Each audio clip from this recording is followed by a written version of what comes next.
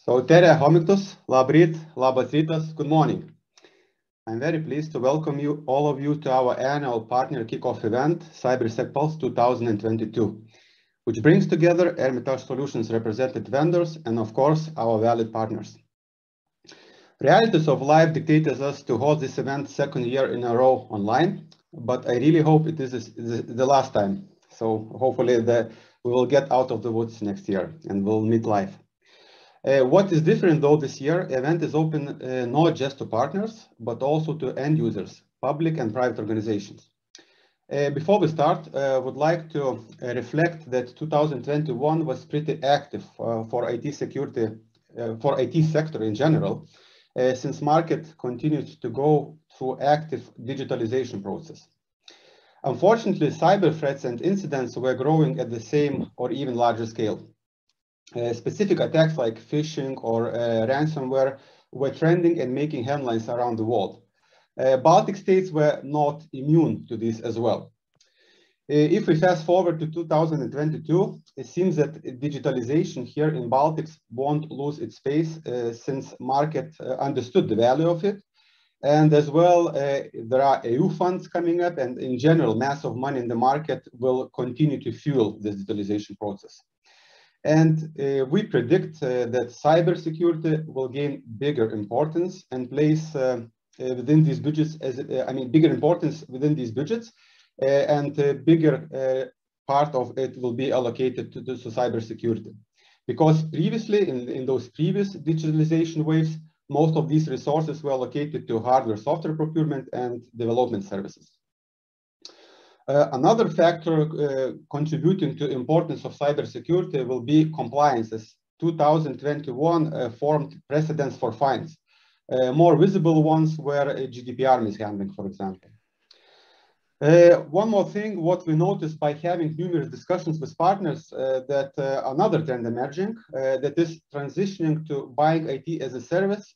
So more of IT integrators and our partners, resellers, will go or grow the managed services as part of their businesses. This being said, we as Hermitage Solutions will also focus more on vendors who are MSP ready to support our partners in this transition, which mainly is being influenced due to tense human resource situation in the market and growing attack vectors. Thus, more end user organizations, small or big ones, are looking which parts could be acquired as a service rather than growing competence in-house. I'll leave it there with insights from our end, as more of this from the past and the future you will get from today's speakers who are coming from different fields within the industry. We have a well-diversified agenda, which is split in two tracks. Thus, before I would like to introduce my colleague Gatis, who will take you through some housekeeping rules so that you could take the most of today's event. So take it away, Gatis. Thank you, Paulius. Thank you for welcoming speech and greetings you from Riga. Wow, I see here many IT industry professionals from different parts of Lithuania, Estonia, and Latvia. Hello, and nice to see you here. If you have joined, then you are lucky, because in 2 parallel sessions, you will be able to meet 14 different hot IT security and infrastructure vendors. You are lucky because from each vendor, you will hear only the most interesting part.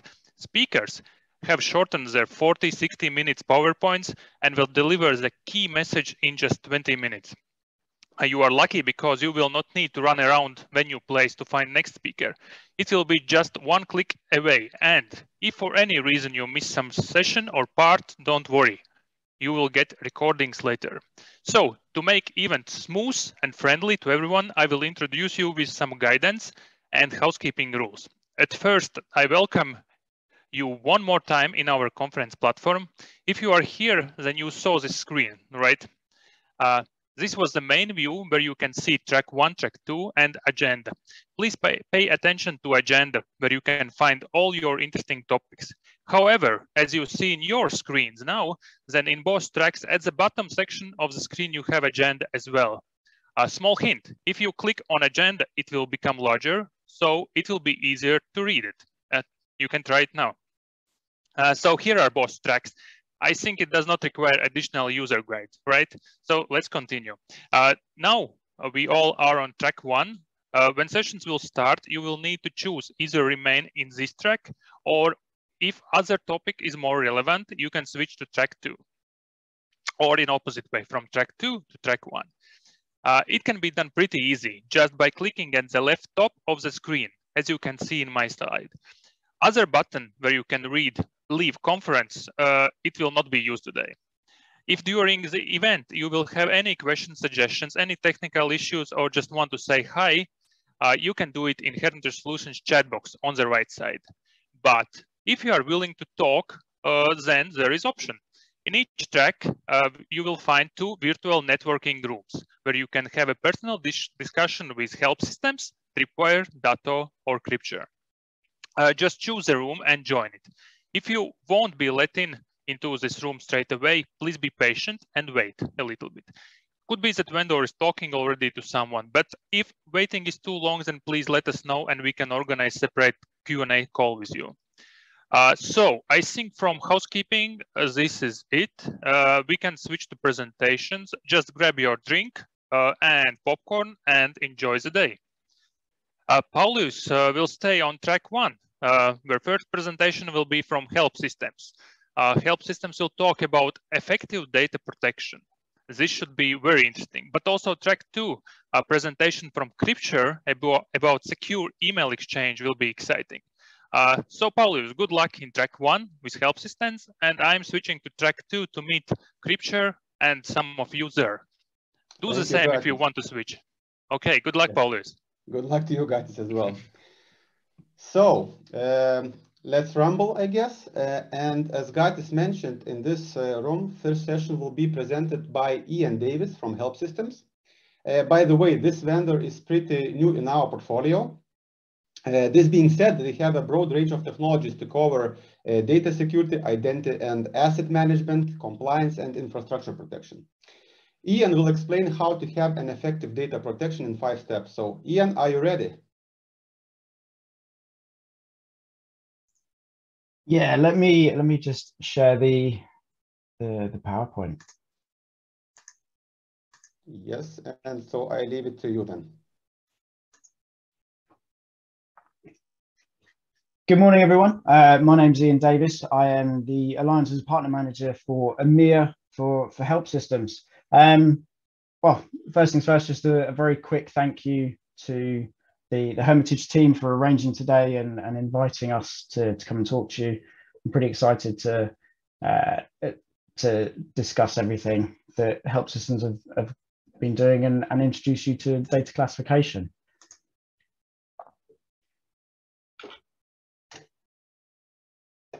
So just as a very quick agenda,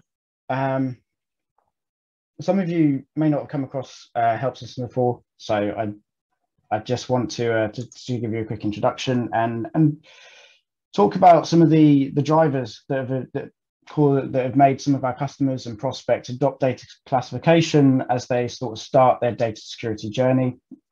We've narrowed this down for today's presentation to our 5 key steps that you need to take to have an effective data classification policy. And then I'm just going to top it off with a very quick summary.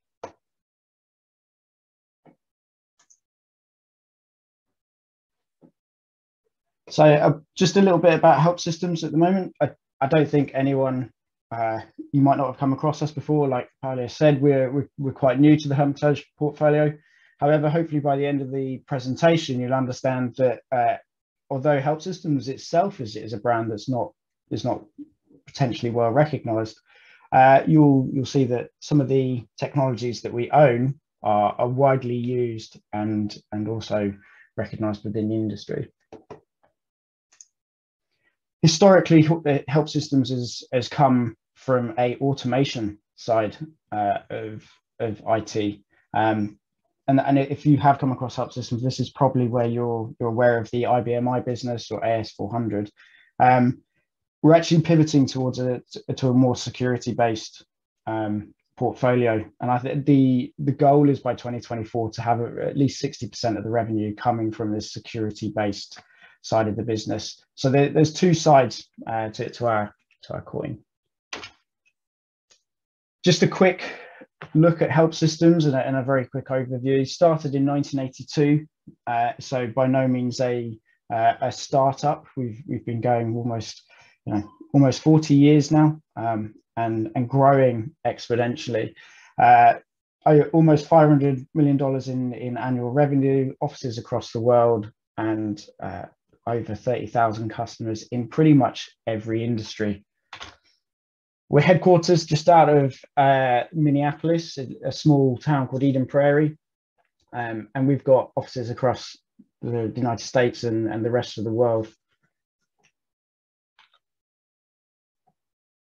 Helpsystems isn't married to just one industry or one customer, although a lot of our customers do reside within financial services or healthcare, typically anyone where there's large amount of regulation or compliance to adhere to. It's also interesting that the top 22 of the top 25 Fortune 500 companies actually have deployed a Helpsystems technology within their environment. And this is just an impressive list of logos, just to give you a small cross section of the type of companies that Helpsystems is working with. Like I said, we're growing very quickly, and this is just a snapshot of the data security portfolio that we're building behind the scenes. These are the acquisitions the company has made in just the last 2 years. So ones that are relevant for data security, they're all relevant for data security. But today we're going to be talking about Titus, a data classification, and how that forms the basis of any data security strategy that a company should be building. Within the cybersecurity portfolio, we have three pillars. You have to remember that the other side of the business resides within automation. But today we're going to be focusing on the pillar that is data security. It's relevant to what Paulius was just mentioning. And actually, with data classification, we're trying to prevent data breaches, not the ones that are malicious, like the phishing and the hacking, for example, but actually the ones that are potentially just human error. At the end of the day, people are human, and we do make mistakes. And a significant number of data breaches boil down to the fact that somewhere along the line hasn't handled the data correctly.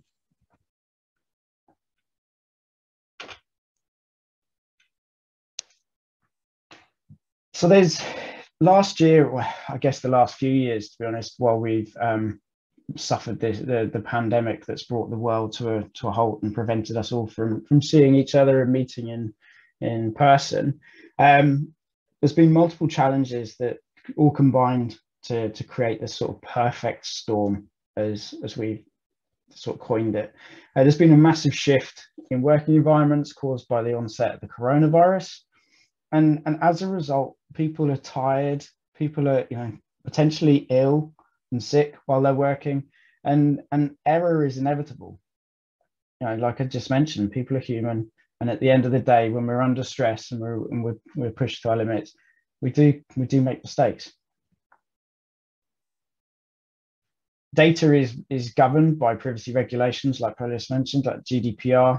There's a vast amount of other regulations that stipulate that data needs to be protected adequately. So requiring enterprises to protect data from unauthorized access, and also we're looking at making sure it's efficiently encrypted. We've seen a need to share data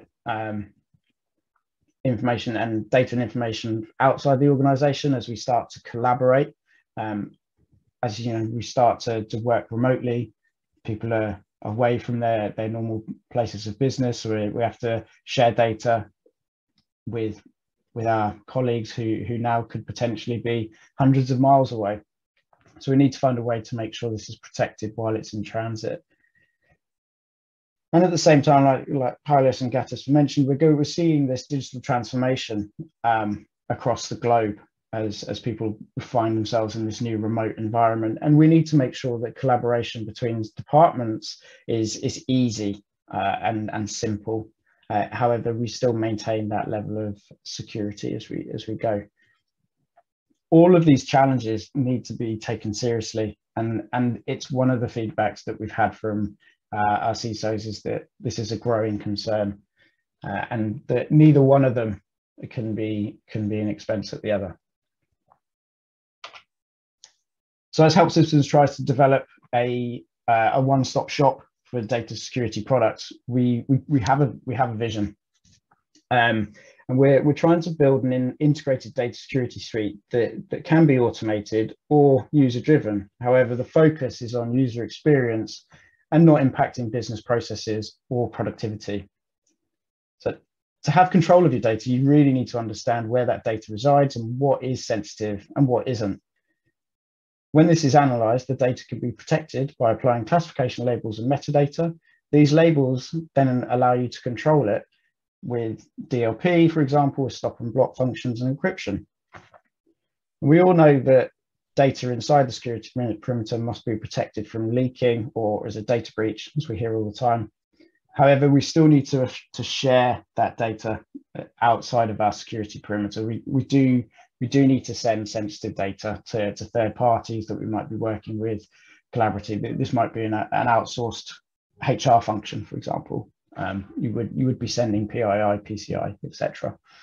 So you just need to find a way to make sure this is done securely and efficiently. So this leads us on nicely to our broader suite of solutions. So today we're going to be talking about data classification and Titus, and how this can be how this can help build a data security journey and form the basis of any security policy. The next step would be network and endpoint DLP, so we can govern how that data is shared to ensure that it's not only shared with the correct people, both inside and outside of the organization, but also we want to minimize the impact on day-to-day operations. Like I mentioned, we need to be able to share the data externally, and this is where managed file transfer comes in, and also digital rights management. So at Helpsystems, we're not really too concerned with what platform that your organization is using or plans to use in the future. We just want to make sure that the solutions we build works with whatever the requirements are.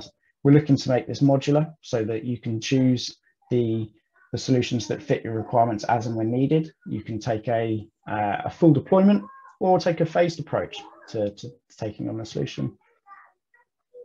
And the main thing for us is that, I keep hinting at it, operational simplicity is key. We need to make sure that the solutions are easy to use and that the policies don't get in the way of employees doing their jobs. So that leads me on to Titus. So data classification, as we see it, should, and hopefully by the end of the presentation, you'll understand it forms the basis and the starting point of every data security journey. So just quickly, some of the drivers that are driving customers and prospects along the journey and why they're considering data classification. The increasing volume of data that's being created on a daily basis, 80 to 90% of the data we create is unstructured, with, I think the statistic I've been told, whether it's true or not, is about 2.5 quintillion bytes of data created each day. So there's a huge amount of unstructured data that is really important for an organization to make sure that they've got a handle on, because it could potentially be extremely dangerous if it fell into the wrong hands and can cost the company a lot of money in terms of fines and in terms of brand recognition. Labor retention has been an issue as internal and external moves from the organization. We're seeing that there's this sort of trail of legacy data where we need to understand where this data has been, who's been looking after it, what it is, because if we can manage it, then we can start to manage the storage costs, but also reduce the business risk. We need to find a way to protect this legacy data. And if you don't know how valuable your data is, you're really not in a position to protect it. So,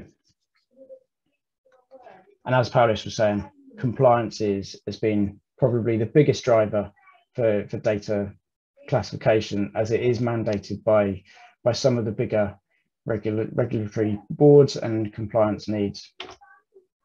So, for example, as we look at a global need, here's just a snapshot of some of the compliance regulations that stipulate you must have data classification. The GDPR is a bit of an anomaly. It doesn't stipulate that you need to have data classification. It does say that you must have adequate control over your data.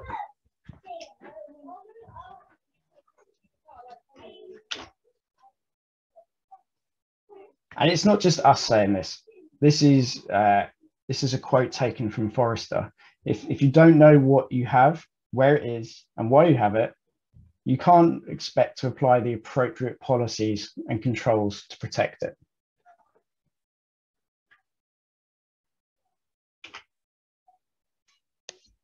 So the 5 steps that we need to take to have an effective data classification solution that drives your downstream technology.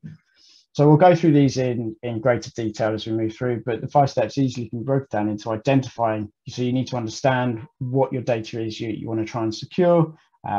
Then you can lead on to actually looking within your network at where that data resides. Once you've got it, you can classify it, give it relevant labels secured with metadata. And then you can start to establish controls on that data once you've got those labels in place. And lastly, our environment and compliance is ever changing. So we need to be able to remain flexible, remain a quick approach to changing it if needed be. So firstly, again, our marketing team have coined this, you need to identify your crown jewels. You need to understand what is important to the business, what is not. Is it IP? Is it the sort of secret sauce that the company is famous for? Would that damage the business if it was to leave the organization? Maybe it's PCI, PII, customer or employee data that you're trying to protect. Or is it financial information, P&L, current accounts, etc. What is the impact to the business if this was lost? Do you have to declare it to the ICO, for example, as you do in the UK? It will damage your brand? What sort of penalties are associated with the data breach? So once we've kind of got an idea of what we're looking to identify, we can then start to categorize it. So we can apply what we can identify as is it public? Is it easily available on our website, for example? Is it sensitive? This is data that is really, could potentially damage the company if it was to leak. And business critical, this is data that the business would not be able to operate without. There's no one size fits all, and each company is going to be different.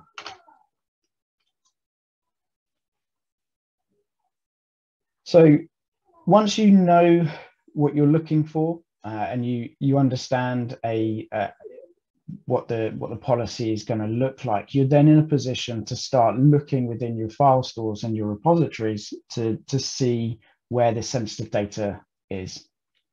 So this is where you can employ a data discovery tool like Titus Illuminate to scan the network for keywords or existing metadata labels that might already be in place.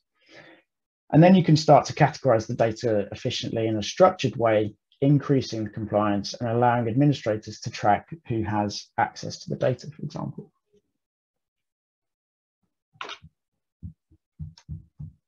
Now we've got the data categorized, we can really start to apply a policy of classification.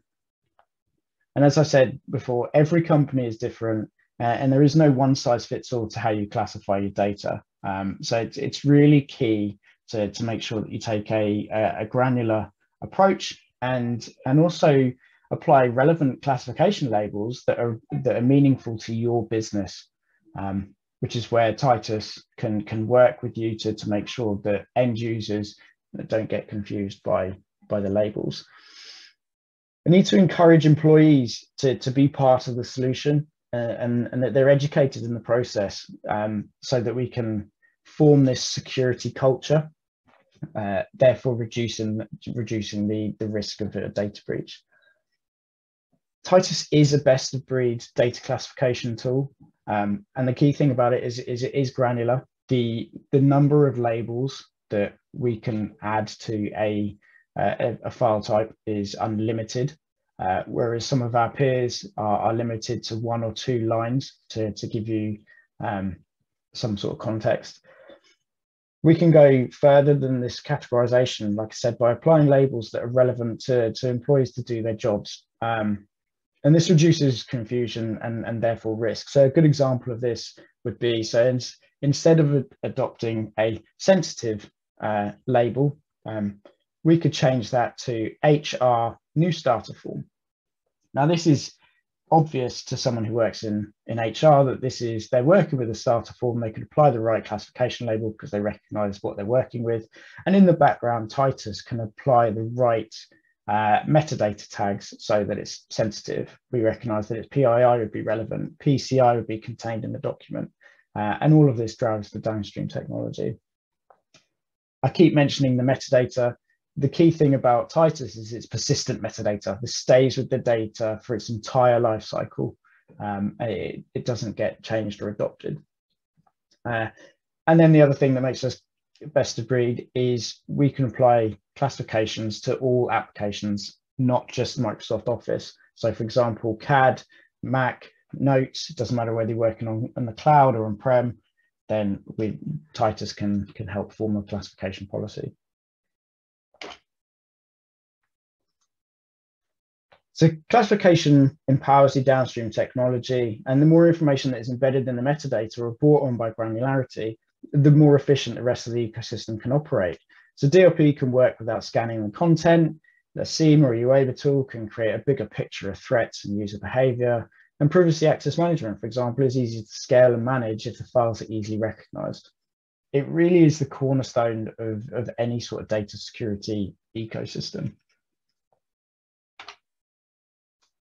So the 4 steps as we move along our 5 steps is really understand is how we can secure that data, because the regulators are waiting to levy these fines. As Gatis said, we've seen an increase in compliance and fines coming from the regulatory borders, especially around GDPR.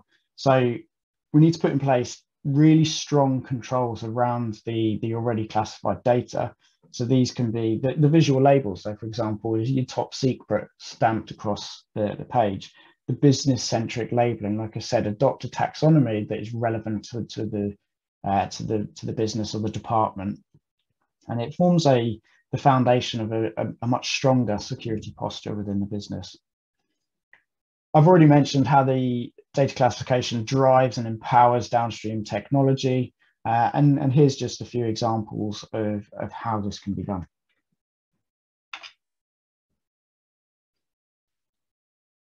And again, it's not just us who are saying this is important. The Gartner, again, another statement that can be attributed to them.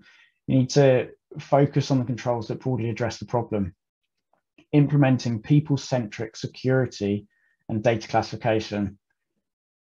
These are the controls and the foundation upon which additional controls can be built. If you can get the data classification correct, then the wider data security ecosystem is going to be much more efficient, and the controls can be much stronger. And lastly, as I said, we need to measure, we need to evolve, we need to understand how the environment is changing, be aware of the changes that are coming to effect in the future and how we can make sure that we're ready for them. Need to apply classification tools to make sure that all of the data is labeled and secure, whether it's inside the environment or outside, and just continue to adopt any focus that needs to be changed.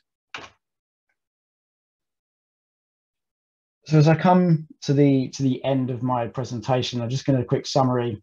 The 5 key steps: we need to identify the crown jewels, the data types, and how that impacts data should these crown jewels be breached and leaked into the public domain. Before we can classify any data, we need to understand what we've got. So we need to discover the data in the wider environment. Once you know where it is and you've categorized it, you're then in a position to classify it. Once the metadata and the labels have been applied, we can then secure the data with wider downstream technologies like a DLP or rights management.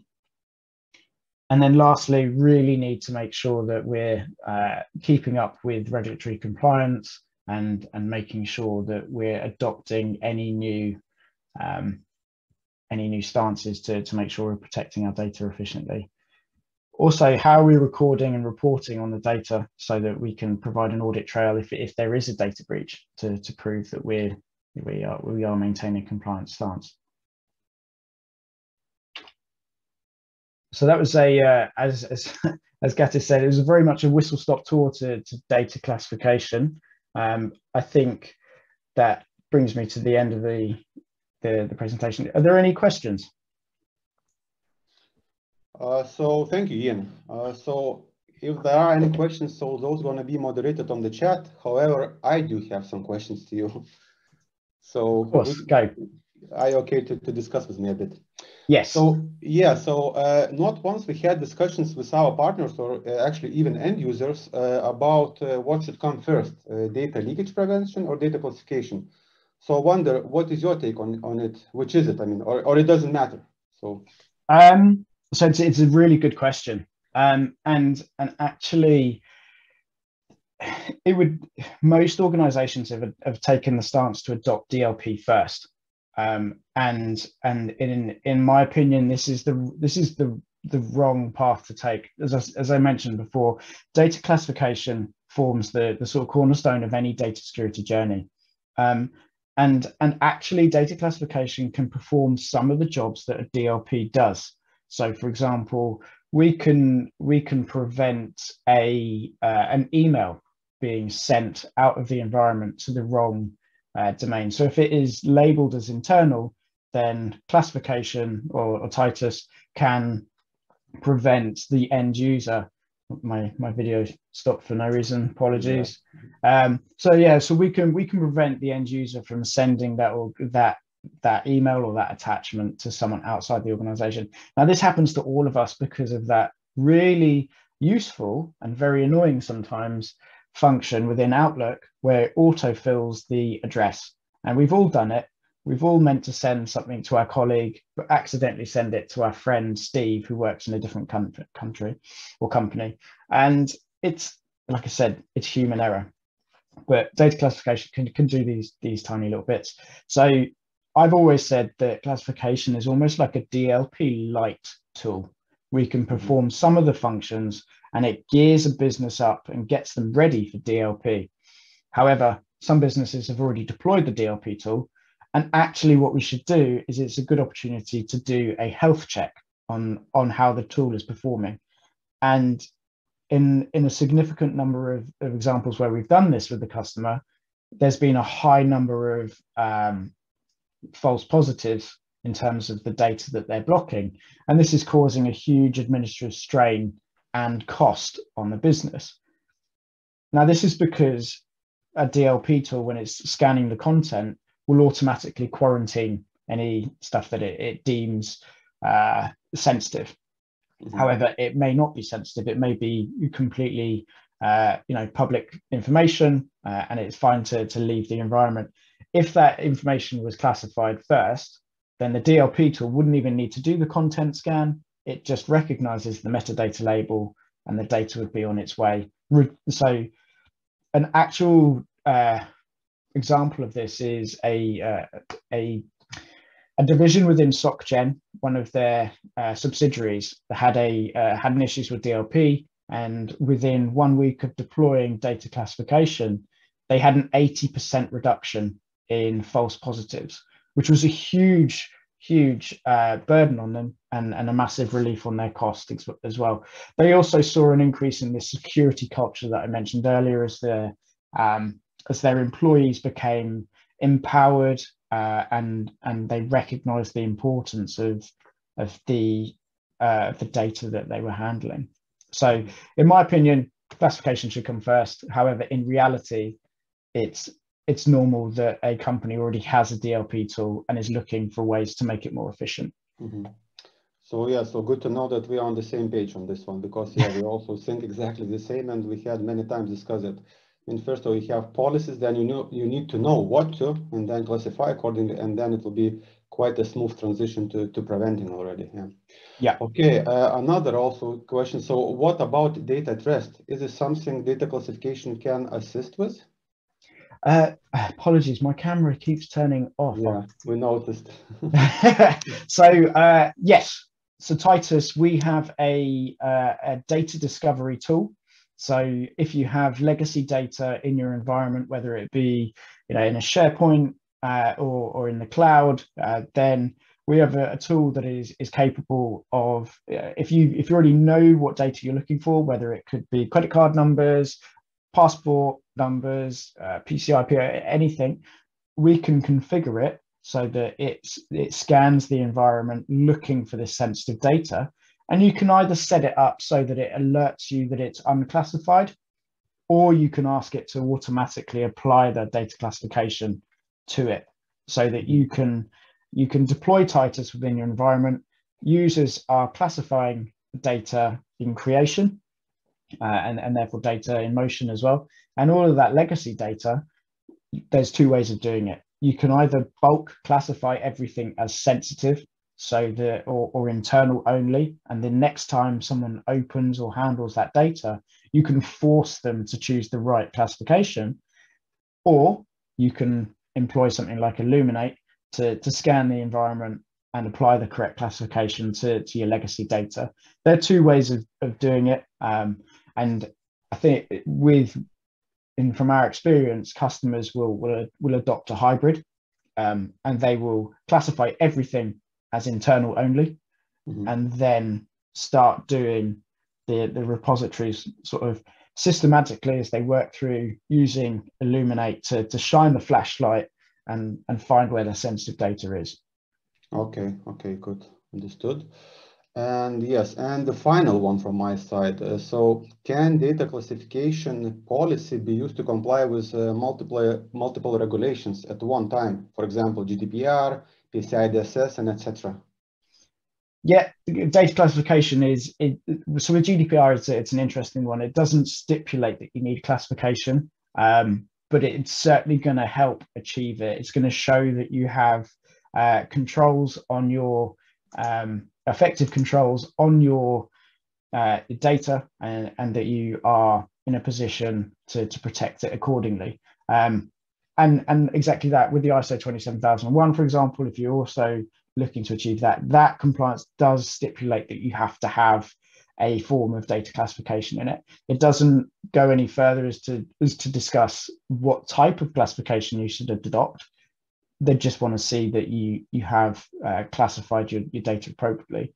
If you're working with the military, then ITAR regulations, they stipulate that you must have data classification, and it's got to be extremely granular.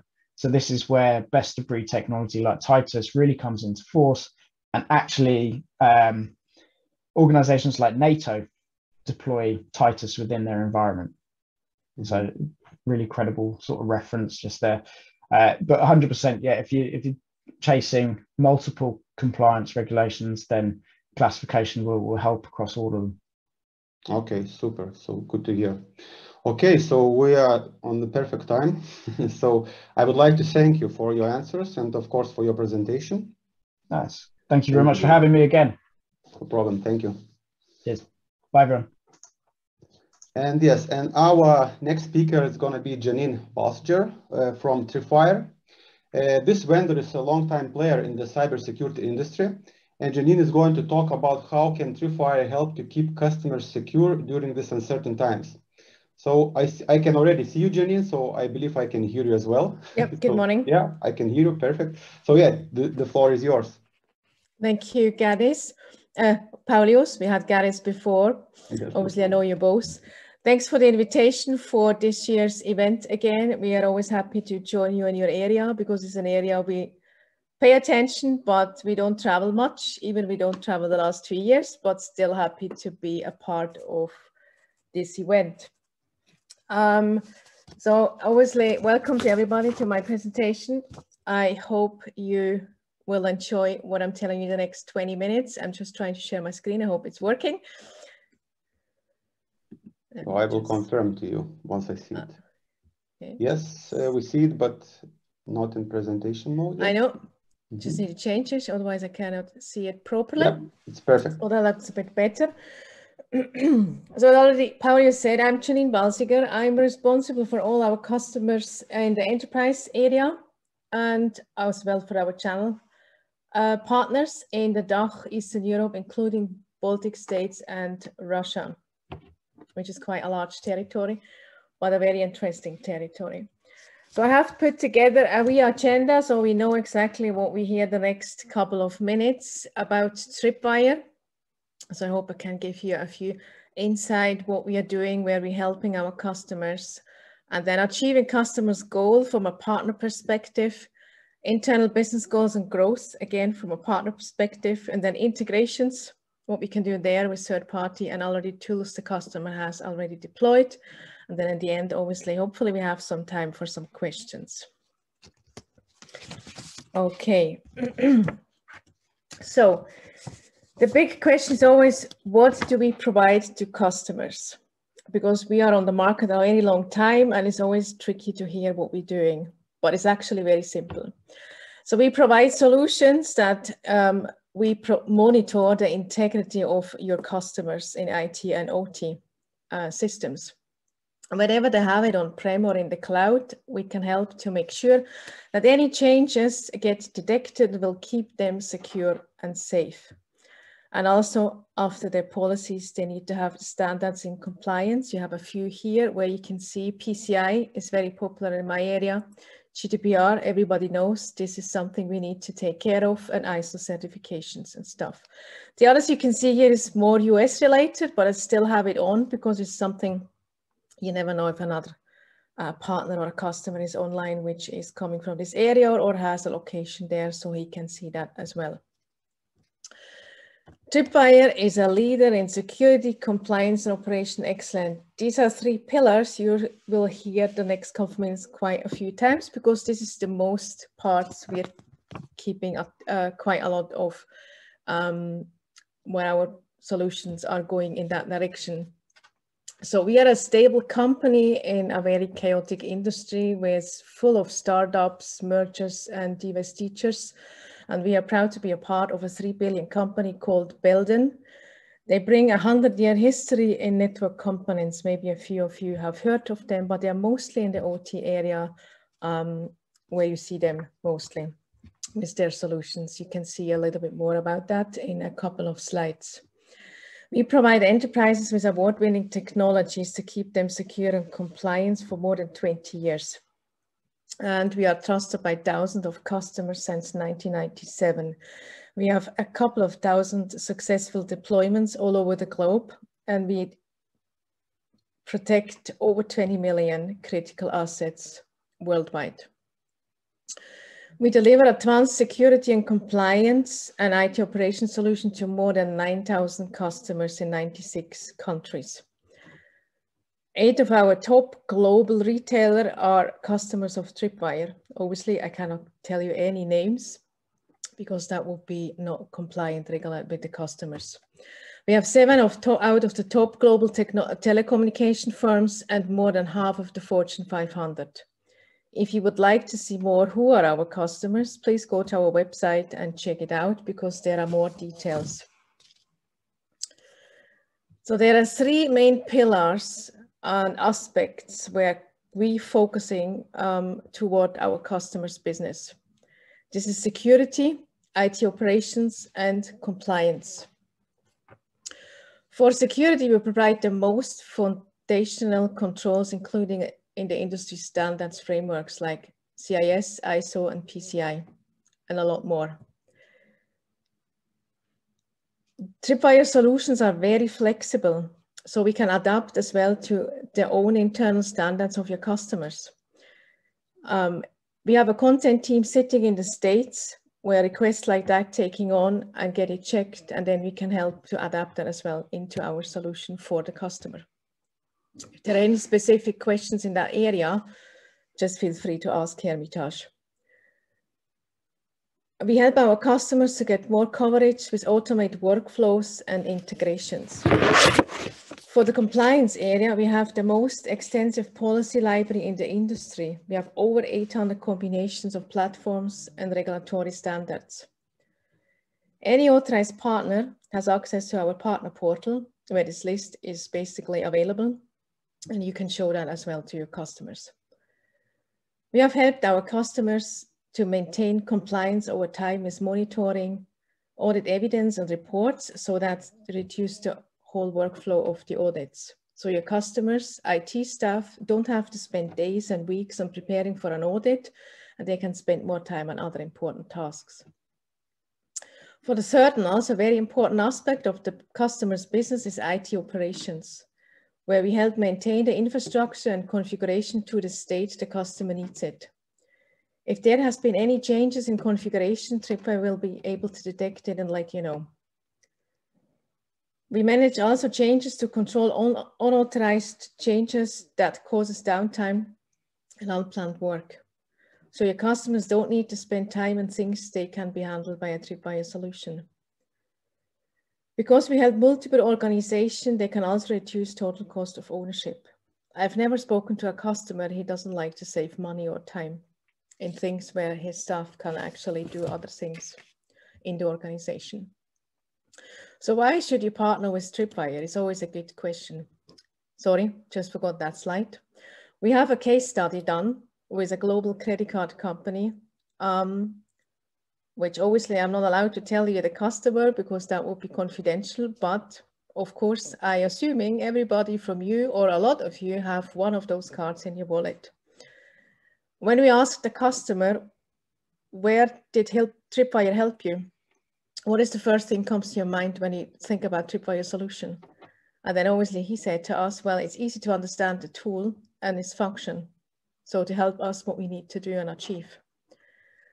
This case study has been done in February last year, just about a year ago. And this customer just renewed again for a multiple year contract. So they're very happy what we're doing with them and helping them to achieve their goals. So the main challenge they're having, and you will hear that now quite often because the customer is the main thing, what they are doing is obviously maintaining compliance. So avoiding a compliance drift, managing their cyber risks and optimize security operations. So again, we have two pillars. It's the compliance piece and the operations piece, which is standing out easily. The use case was file integrity monitoring, which is our bread and butter, where we're coming from for over 20 years already. And the result, what we could achieve with the customer is to consolidate vendors so they could reduce the costs there as well, free up resources again, so they can spend time on other security and compliance tasks and gain more deeper visibility of the whole infrastructure. This is something organization would like to see more, that they see exactly what is in my data center going on, you know, what is sitting on my network. And that's a quite achievement for a CISO if he can provide that to his company. What we help is basically, are there critical security issues, the compliance need, and here again, reducing the time to prepare for an audit so they can spend the time not on preparing an audit only. So this is our today's portfolio. It looks a lot, but it's actually quite covering a lot of things. This is a security suite we can offer to our customers, but also please bear in mind, everything is available separately. So you don't need to buy the whole security suite. As mentioned earlier, we cover an entire spectrum of devices and systems that your customer using from IT and OT environments. No one in the industry has this breadth of coverage and capabilities, which goes from log management capabilities over to integrated all these capabilities to work together seamlessly with real risk reduction. And we have an open architecture so we can exchange our unique asset state that will many of the most used vendors in the IT industry and operations space. What is more, our capabilities work equally well on both IT and OT environments. But in the OT space, we have the added advantage of integrating with network security solutions from our partner company, parent company, Belden. As you can see on the right-hand side, there is Hirschman, Tofino, and Garrett.com, where we can obviously integrate as well very well. We have our own industrial visibility solution, which are as well being used in IT as well.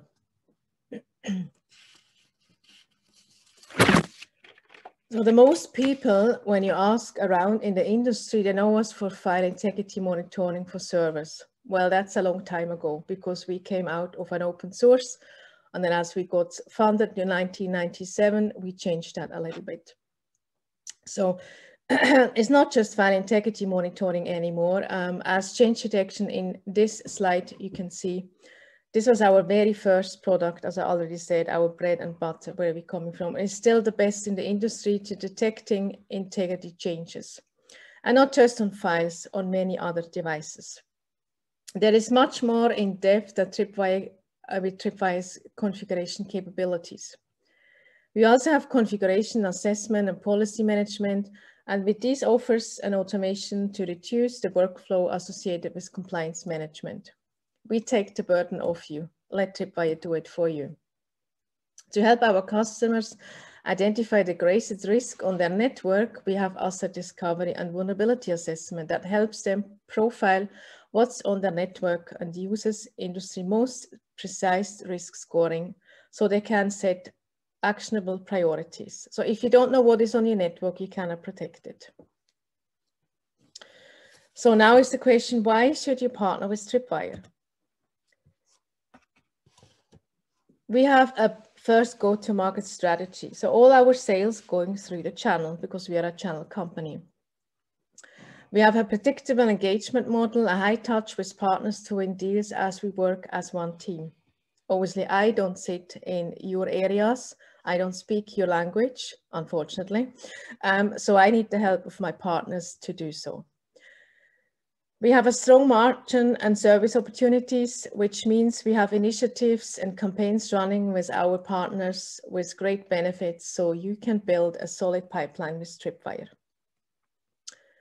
We focus on enabling gold partners to establish a solid, trusted, and sustainable partnership, so you can achieve your revenue goals as well. We are a leading brand in the industry and provide our customer the best-in-class solutions, so we can help your customers with Tripwire solutions as well. We can help our customers with our solution that meet their needs, as you already saw in previous slides, and make your life easier. We have two different deal registration programs, which are important for our partners, which is related to margin, obviously. I don't bore you with margin because it's just something which is confidential. We always talk differently in separate meetings with the distributor and the partners.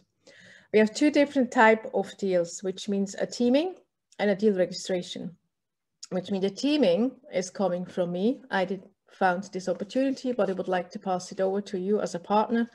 And then if you can bring your unique, valuable input in this sales cycle, I'm more than happy to give you whatever it needs and support. All registrations has to be obviously coming from me. I need to approve it and then it can go over to you. But I need your support as, again, I don't speak your language.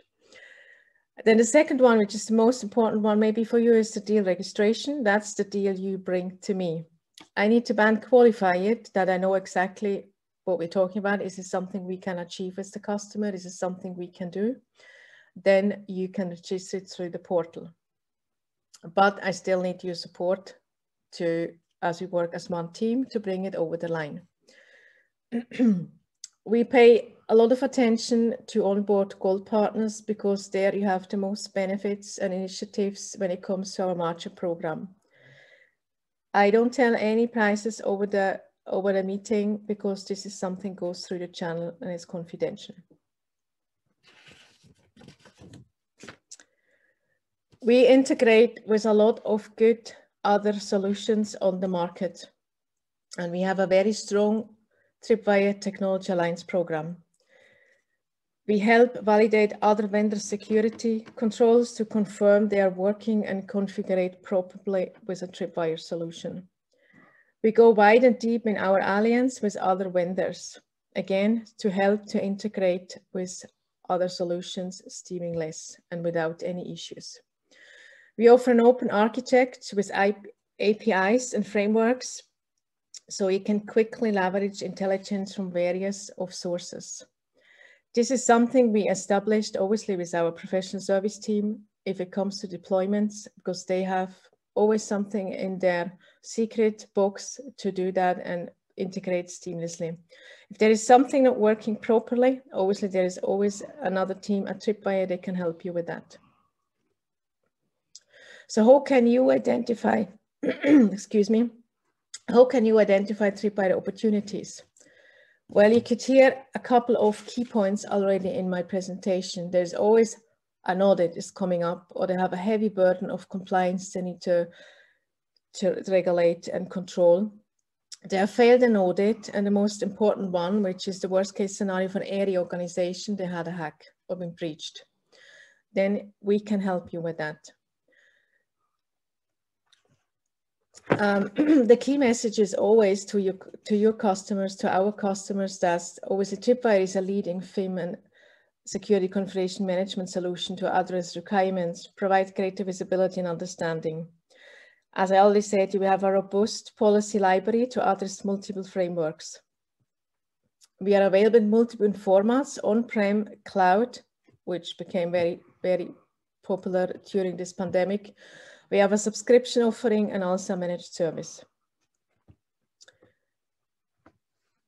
If there is anything with keywords you can hear when you talk to your customers, which you just heard the last couple of minutes, feel free to contact us anytime for any support.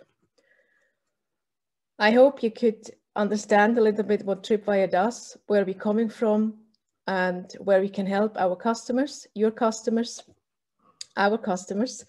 And thank you for your time. And I hope we will see each other probably later again. Thank you very much for your time.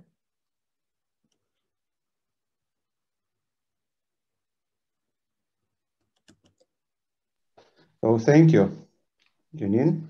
So yeah, I'm not gonna let you go so quick. I have also some kind of questions would like to have a discussion with you. So I wonder, how did Tripwire's security model shift due to the pandemic? I mean, is it easier or more difficult keeping everything secure and up to date? Well, it's becoming more critical for customers because they're moving into the cloud. They don't have the staff anymore to maintain all the changes or preparing for audits. That's where we were able to bring out as well in our areas.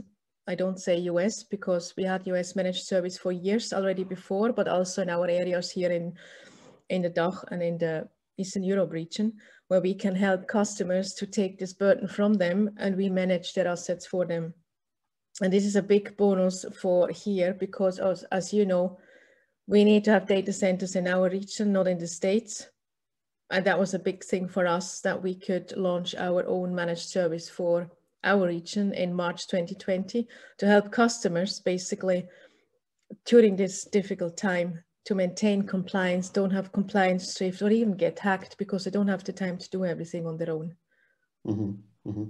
And since you also mentioned compliance, so I wonder in our region, let's take Europe as a whole.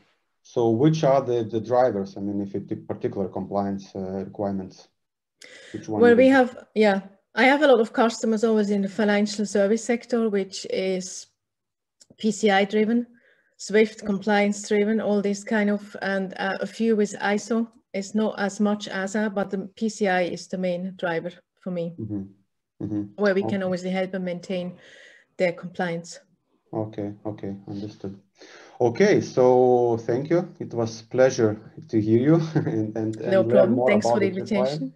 solutions. I hope again once face to face. Yeah, well, and in everyone person. hopes so. Yes, I know. Everyone is dying to for those times. Yes, and yeah, by the way, if someone from the audience have additional questions or would like to speak either to Janine or Ian, who done presentation earlier, so please click on the black rectangular with a help system and Tripwire logo below the presentation screen, and you will be taken to a virtual room where vendor representatives will be waiting for you. So thanks again, Janine. No problem. Thank you. Yeah, and now I would like to welcome on stage Natasha Tomasos, representative from Veriato. Natasha will touch a pretty relevant topic nowadays, hybrid work and how do business stakeholders, business stakeholders should manage the situation in order to stay on top of the raising risks. So Natasha, you can take the stage over, and I can confirm that we can see you, both your face and your presentation, and yes, and we can hear you. So you can hear me, great, thank you. Thanks everyone, thank you for joining the session. My name's Natasha, I'm one of the account managers at Veriato. I'm located out of our UK office, and then we have our head office, which is in the US.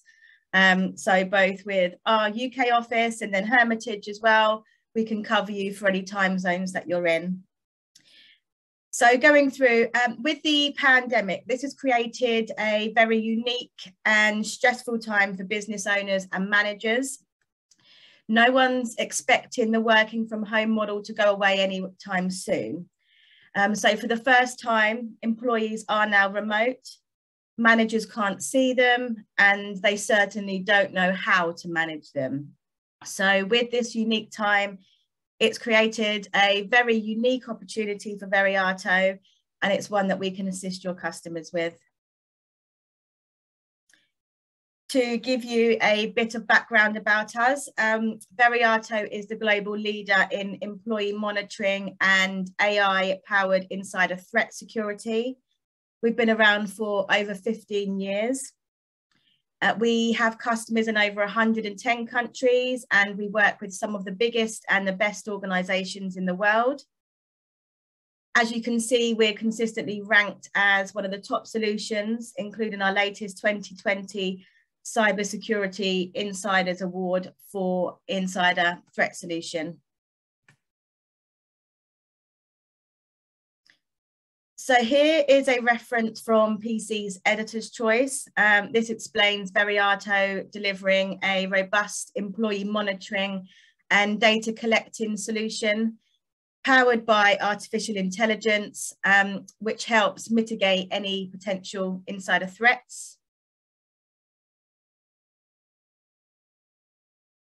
So going back 2 years in March now, when the world changed and every company sent their employees working from home, we've been inundated by companies reaching out, looking for a way to manage their remote employees. So it's not just from a security perspective. They want to know who's struggling, who's doing great, who's playing golf all afternoon. One shocking fact is out of an 8-hour work day, the average employee is only productive for 2 hours and 53 minutes. And this was taken pre-pandemic.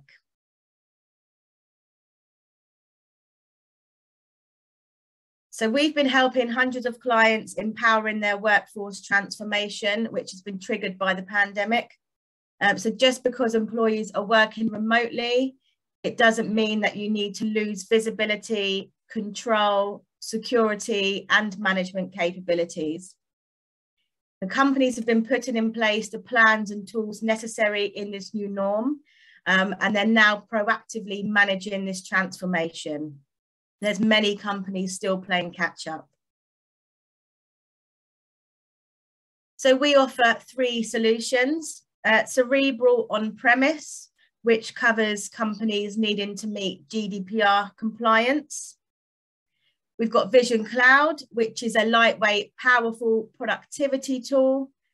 and ransom safe for that extra layer of defense, shutting down any any attacks before they hold your business to ransom.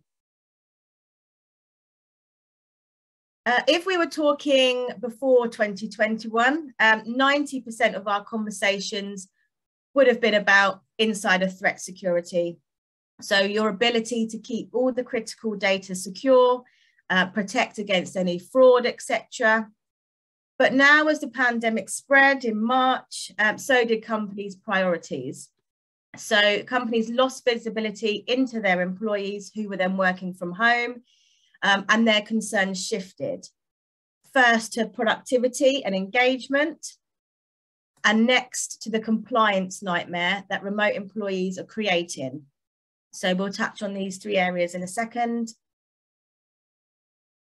Cerebral will be watching everything, so including websites visited, application usage, email, chat, document movement, any unusual behavior, files uploaded or printed or sent to a USB device, and even the keystrokes.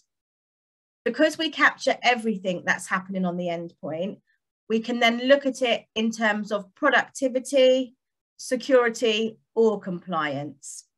And then we even have the associated logs and the screenshots if needed for action by HR, legal, or the security teams. Firstly, let me give you a high-level overview of how the platform functions.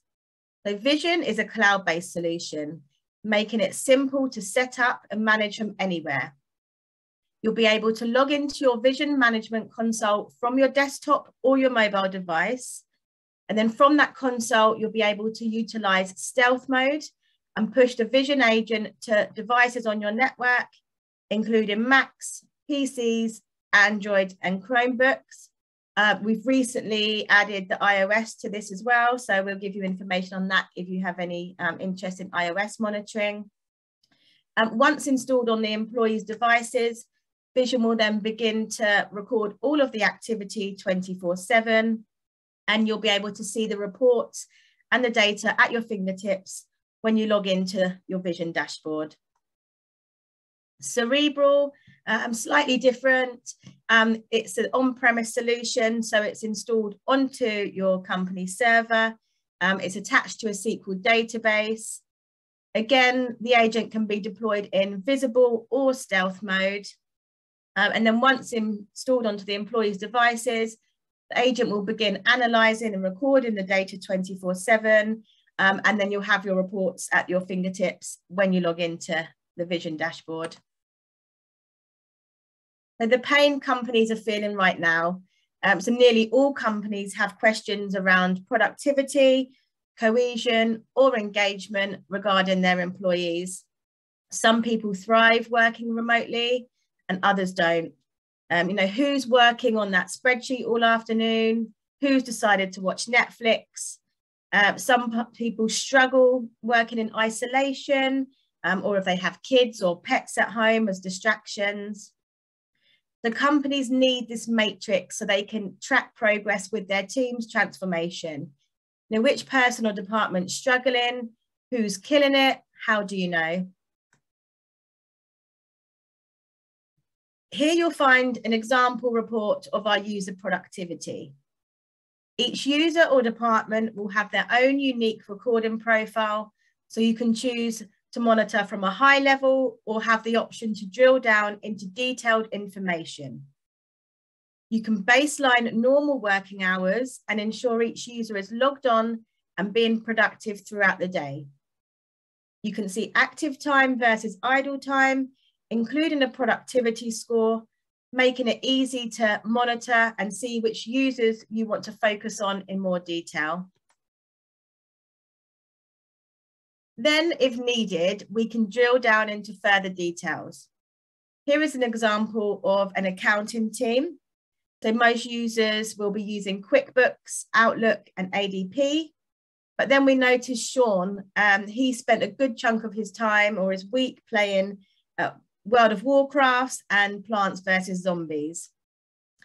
So the alert functionality and the AI will make you automatically aware of any user behavior anomalies compared to the rest of their team or department. So you don't have to go through lots of recorded data, freeing up your time to get on with other activities. Next, we'll have a look at the insider threat security. So as employees left their office environment and began to work in their spare bedrooms or from their kitchen tables with critical data, the risk footprint from organizations suddenly grew. Valuable IP, customer, patient, and financial data is now outside of the firewalls. It's spread across your city, region, or your country without any visibility into what your employees are doing all day or with this data. 60% of breaches come from employees or contractors, any insiders, pre-COVID. So the insider threat security is now more important than ever. Because the power of Cerebral comes from the artificial intelligence and the integrated functionality, it watches everything 24/7. It then analyzes all of this behavior. It alerts you when there's a sign of a threat. You can see exactly what's happening using our screenshots. And this lets you react in minutes instead of weeks, or in some cases, months. Cerebral's eyes on glass technology immediately gives you visibility so you know exactly what's going on. So if an alert comes in at 9:35 a.m., security can immediately use our time capsule DVR to go back in time and queue up the video of Joe's screen 30 minutes before the alert, and then watch everything he does before, during, and after that alert's come in. Was he working on a big project, or is he encrypting data and hiding it in PowerPoint presentation and then using other tools to cover his tracks? Do you give him a rise for working hard, or do you call HR, or in some cases the police? So now you know exactly what to do in minutes. Cerebral's AI is constantly analysing all the data gathered, so it creates a dynamic risk score for all employees. A security analyst can simply come in, check the risk score dashboard each morning, identify people that deserve a closer look. So here we can see 6 people flagged as the red. You can click on any person and you can get the details for all the activities to show why they were moved into the red.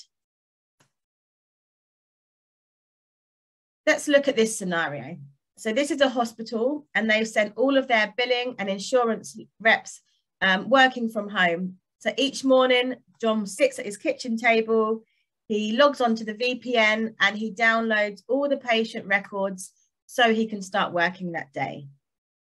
If during the day he clicks the VPN disconnect button on his screen, the hospital has lost all visibility and they don't know what he's doing with that patient data. They are now out of compliance. Cerebral will eliminate this problem because it's not VPN reliant.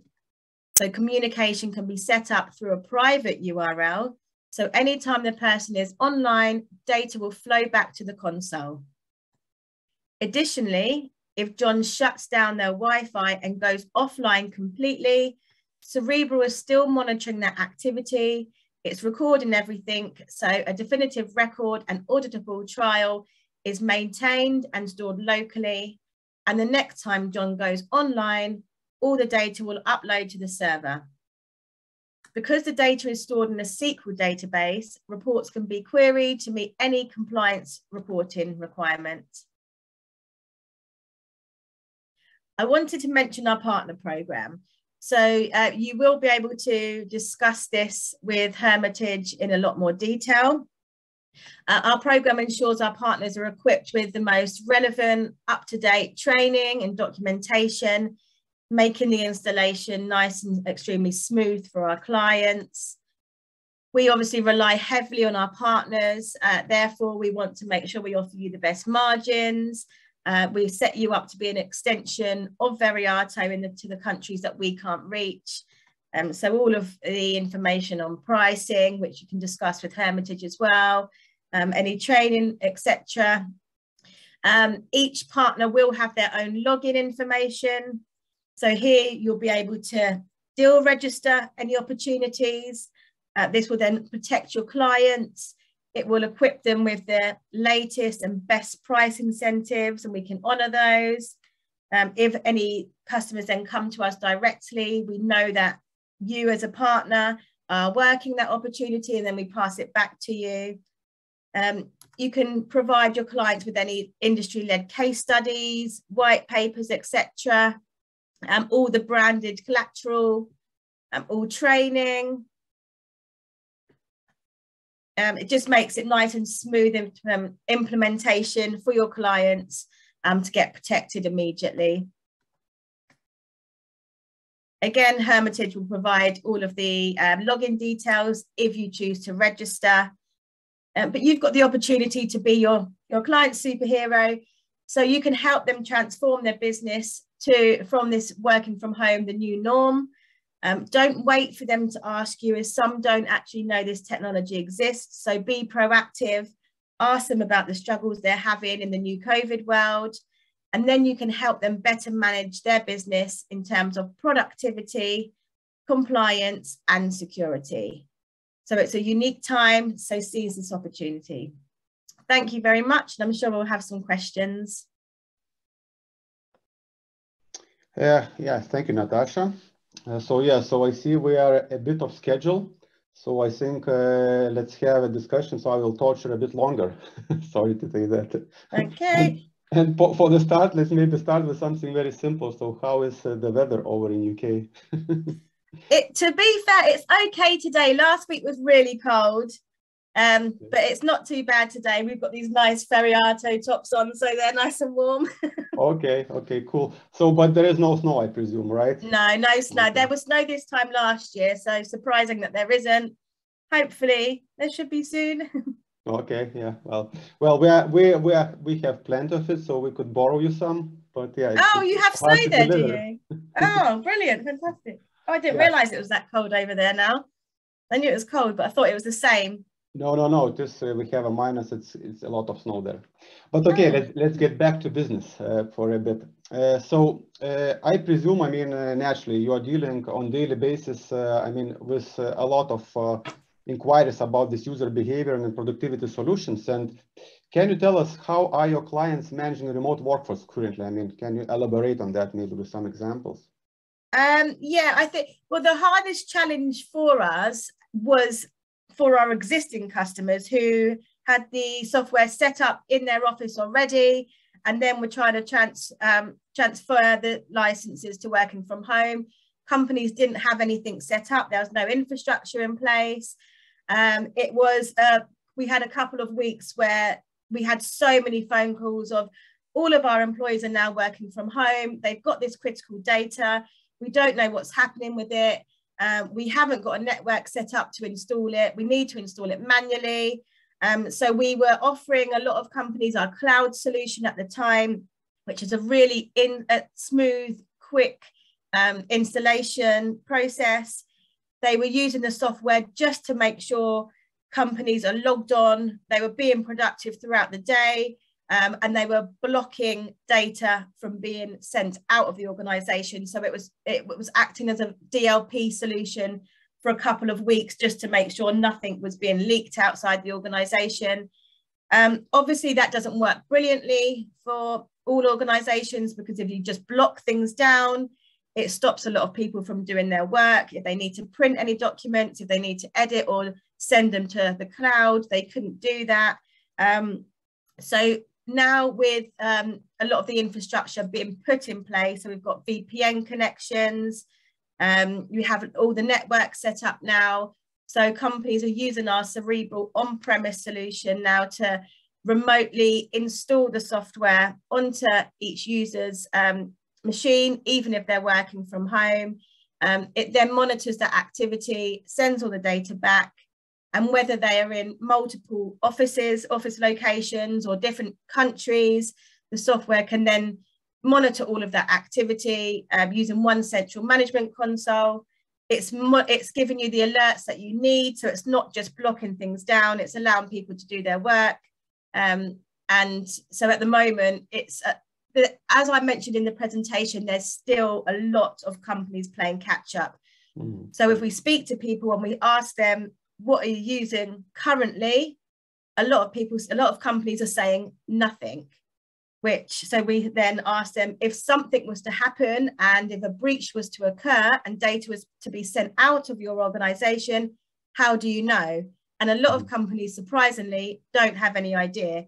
So it's either being blocked, causing an issue with with people trying to work, or it's been leaked out the organization and nobody knows. Okay.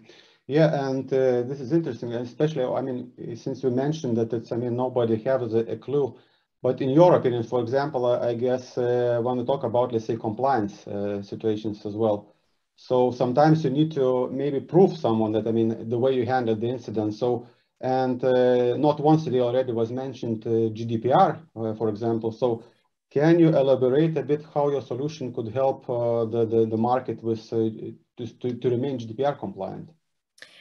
Yeah, so the Cerebral product is GDPR compliant, so we can send you, we've got information and case studies, etc. We can send you for that, white papers. The cloud solution isn't at the moment, but the GDPR, the Cerebral is, so it's installed onto your company server. We don't have access to any of your data. It's held within the organization only. You can also monitor any IT admins, so if there is any changes made. But it just safeguards everything. So it ensures that if there is any risks or any violations, credit card details being sent outside the organization, any large quantities of data, any attachments, then again, it will either block those or it will notify you before that user's done something. So it will pick up the user behavior. It will pick up things such as psycholinguistics. So this is any email tones, if someone's usually a positive person on their email and then they become quite negative, so they discuss the company as I instead of we, that will show any signs of disengagement or that a user may do something. So they're disgruntled. Have they gone up for a promotion? They didn't get it. Are they then going to look at leaving the organization? If they're then looking for a new job online, you'll be notified of that. The risk score will jump up. We find that if someone hands their notice in 5 days before they leave, they will try to take some data with them. If that's not picked up on day 4, they will take some more data. Again, if it's not picked up on the final day, they will take as much data as they possibly can and they will leave the organization. And again, you won't have any visibility into what's been done. So with our solution, it will pick up any disengagements of a user before a breach has occurred. It will use the video screen recording so that you can then look if there's anyone else within the organization who's also involved. And again, you can just use it to predict a user behavior before anything has happened. But with the GDPR, it just means you're compliant because no data is able to be left without your organization, without you knowing about it. If someone was to edit a document, rename a document from confidential data to family photos, it will alert you of that straight away. So it just is a way of safeguarding all of your data within your organization and not to be leaked outside. Okay, so yeah, but I still kind of would like to touch another side of this, for example. So obviously the tool is very powerful. I mean, it can collect a lot of those data sets, what is happening on the endpoint. But then there is privacy and everyone is kind of concerned about it. I mean, and especially employees of the company. So I'm pretty sure, I mean, you come across those kind of situations. So it's kind of like an elephant in the room, I guess, where the customer says, so what about, the user's rights? I mean, the data, since we can see everything. So what are your recommendations? What steps need to be taken in order, to make sure the company, while monitoring and controlling the user, is not, let's say, contradicting certain laws? I do understand that, I mean, it depends from region to region, I mean, but most likely there are like generic rule of thumb, what needs to be done within the company before starting to using such tools in order to, you know, be on the safe side and to justify the usage of the... Yeah, so as you mentioned, every company is different. Every user is different, depending on how much critical data they have. A lot of companies, so with this solution, you can choose who you want to record and when you want to record them. Okay. So you don't have to record any personal information. You can turn off things such as password capturing, any banking websites. You can choose just to record productivity, work tools if you choose to, and choose not to record all other information. Again, choose to record only during working hours. Or you can have the software set up so it's just recording the user behavior. So this is in recon mode. So what this does is it will record all of the user's data. It will keep that data hidden. If a breach has occurred or an alert is triggered, it will notify the manager that something's happened. And then you have the right to go to HR or to your legal teams and say, we've had this notification. This person has leaked this data. They've emailed it to their Gmail account. Do you give me permission to go in and have a look at what they've done before that activity took place and after that activity? So that way you're not going through lots of recorded data. You're only looking at the information that breach or that alert has notified you to look at. You're not looking at if they're emailing their partner, what we're having for dinner, anything like that. You're only looking at the stuff you need to look at. Which totally makes sense, I guess. And of course, also there is this, let's say, how to say, the law part, so to say. But then again, it depends from region to region. But what we came across in the Baltics, and maybe it reflects also in other regions you're working in, like, of course, it's very important to add certain clauses to the employment contract. I mean, the company has the right to monitor let's say, the tools they're providing. And in case of situation, I mean, they can trigger this review of what was happening during the time of, let's say, incident. This is what, and this is what you just explained, that it's possible to do technically. I mean, you're just recording, not looking at it proactively and just unlocking it when there is an incident. And actually, in this case, I believe also it becomes very helpful in case of you had, let's say, a data leak incident, and data inspectorate comes over and says, so what happened? So you can very quickly actually unlock all the sessions and check who did it. Was it accident? Was it not an accident? And etc. So it makes your, I believe, communication with the data control agencies a bit easier. I mean, it's a lot. It runs a lot smoother. And in terms of the legal side of it, so in the UK and the US, I believe it's very similar to where you are. This it's as long as the company owns the device, it's legal to install the software onto that device. Most companies, as you say, put into their user agreement, if you're using this device for work purposes, you may be monitored. I mean, all emails are monitored anyway. If you're using cloud CRM tools, they're all monitored. If you're on Google, it's all monitored. Everything you do, your mobile phone, if you move around the house, it's monitoring where you're going. Everything's monitored. If a user then uses their own device, it does change it. So if they choose to use their own device for work purposes, so if as a company you offer to give them a laptop and they say, no, I want to use my own laptop, again, you have the right to say you can use your own laptop, but you have to give us permission to install the software because you're accessing work applications, etc. If they're using their own mobile phone, again, you'll have to get permission to monitor it. But if it's your own company mobile phone and laptop or desktop, you have every right to be able to monitor it if you wish to. Yes, and I mean, I guess what you're referring to, so company out or bring your own devices kind of situation. So or if you have contractors who connect to a terminal or Citrix server using their own device, then you can monitor it at the server level. So any sessions remoting into that terminal server will be monitored, but the activity on the endpoint won't be because it's their own device. And also to add to that, I believe, I mean, maybe you heard, maybe you didn't, but I think a year or maybe a few years ago, there was a precedent already in the court system that, yes, company was, I mean, the user was doing malicious things to the company through his, I think it was through his Yahoo private account. He was leaking the data. And the company was recording those all sessions. I mean, what was happening on the board, I mean, on the employer's devices. And yes, and then once they found out it's happening, they took the person to the court, and of course he contradicted that. I mean, why you were monitoring my kind of, you know, environment?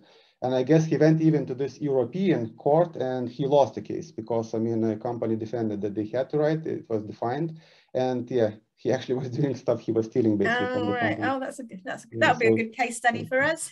Yeah, and yes, and also one more kind of thing, I kind of think it's important. So again, coming back to this collecting the data, what is happening on the, basically, it's like standing behind, let's say, the user and watching what he's doing on the screen. So there is a lot of data being collected, but is it not intensive on the resource, on the computer itself?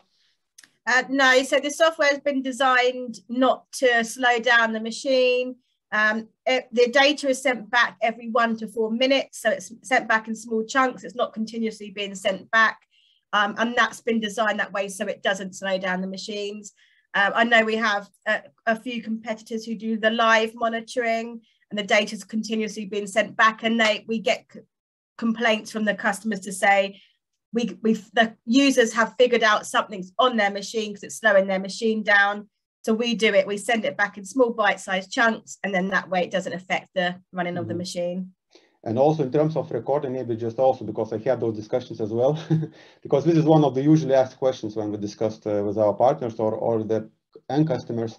So it's also, as I remember, it's possible that when, let's say, no activity is happening on the scene, so simply it's not capturing. I mean, if the mouse is not moving, right? Yeah, so if we have active time and idle time, if the mouse isn't moving or they haven't pressed a key, then it will start collecting idle time, and it will say the machine's turned on, but it's not in use, they're not using it. So we'll show you that information as well. Okay.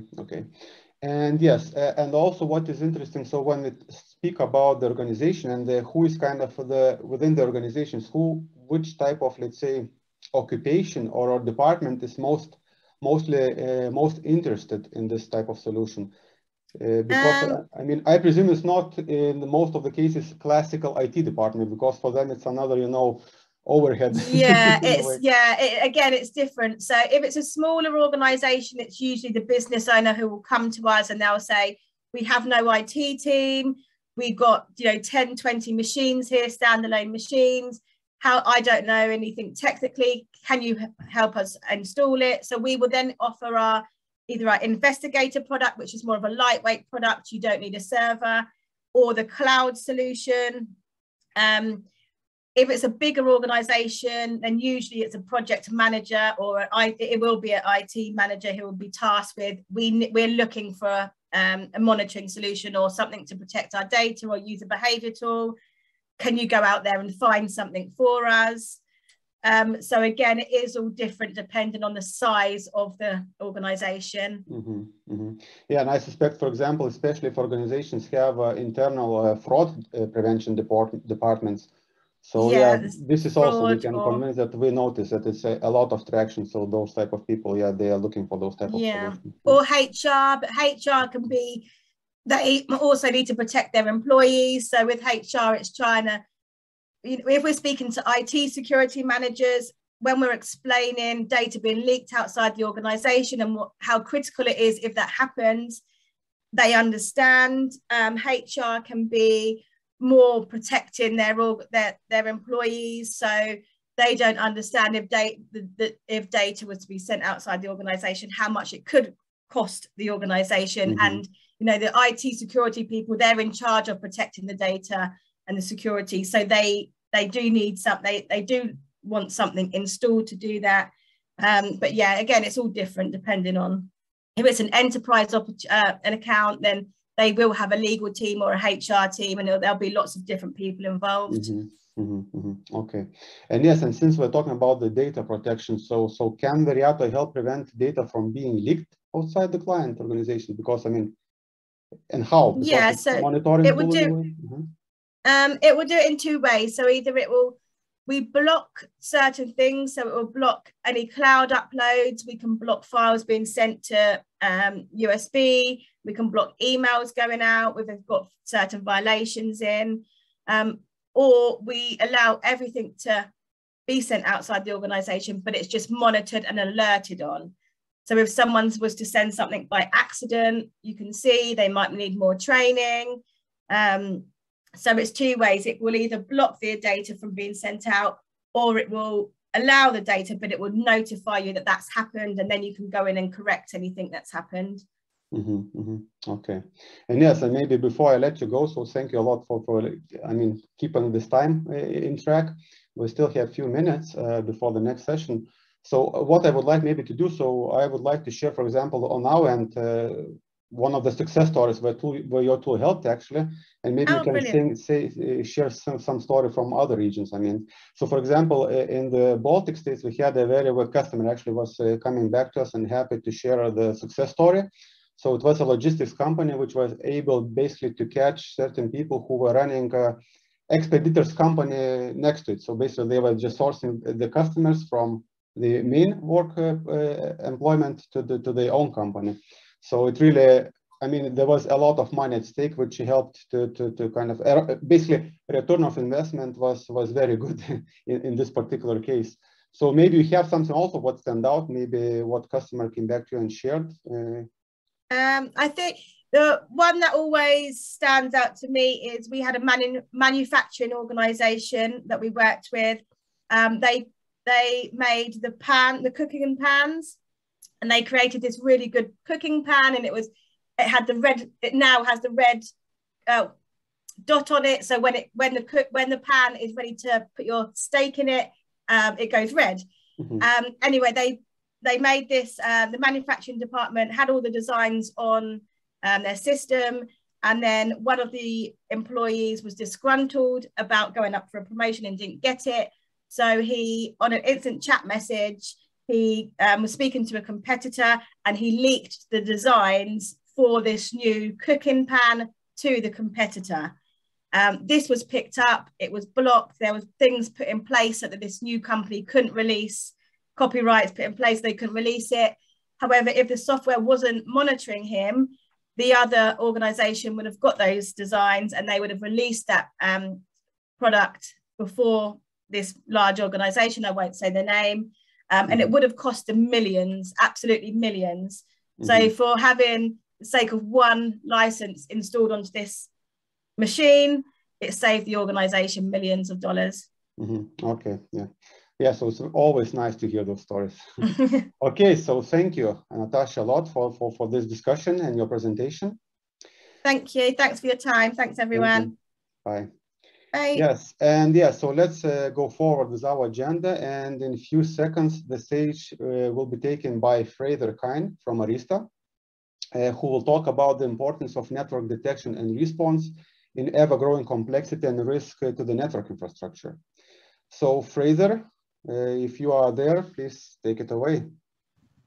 Thank you, Paulus. Thank you. Hi, everyone. Paulus, can you just confirm that you can see my screen okay? Yes, I do see your screen, but I don't see you. No, unfortunately, I'm working in a compromised situation at the moment. I'm in my son's bedroom with bad broadband. I will do a spoiler. I think you look pretty similar like I do. I do. I look very much like you. So you're a handsomer version of me. So if people look at you, that looks good for everybody. So thank you all very much for your time, and thank you for the introduction.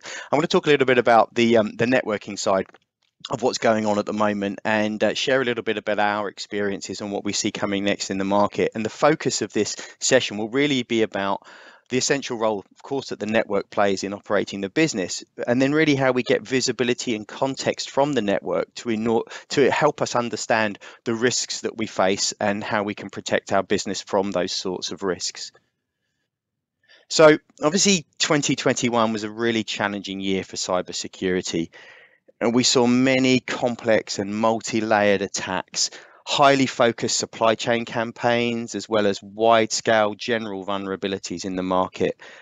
And the issues around cybersecurity have also been compounded by wider global issues like political issues, such as state-sponsored disruption, but also, of course, global health issues like the COVID pandemic. which led to extensive working from home and so on.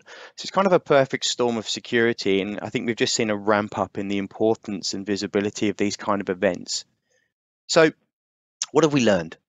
Well, some things we've learned from this is that basic security hygiene isn't good enough, but also looking specifically about some of the things we've learned from our work that we've done with organizations is a few key points that we wanted to raise.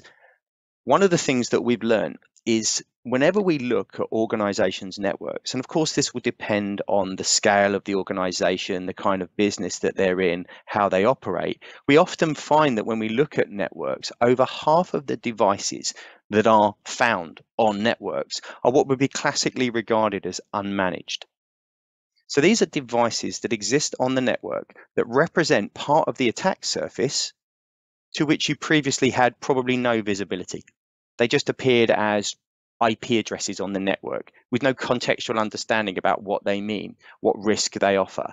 Are they devices that you should know about? Are they IoT devices? Are they corporate? Do they have some corporate functionality that you didn't have visibility of? Or are they something like a security camera that's connected to the internet? What do we know about these things? How can we find out more?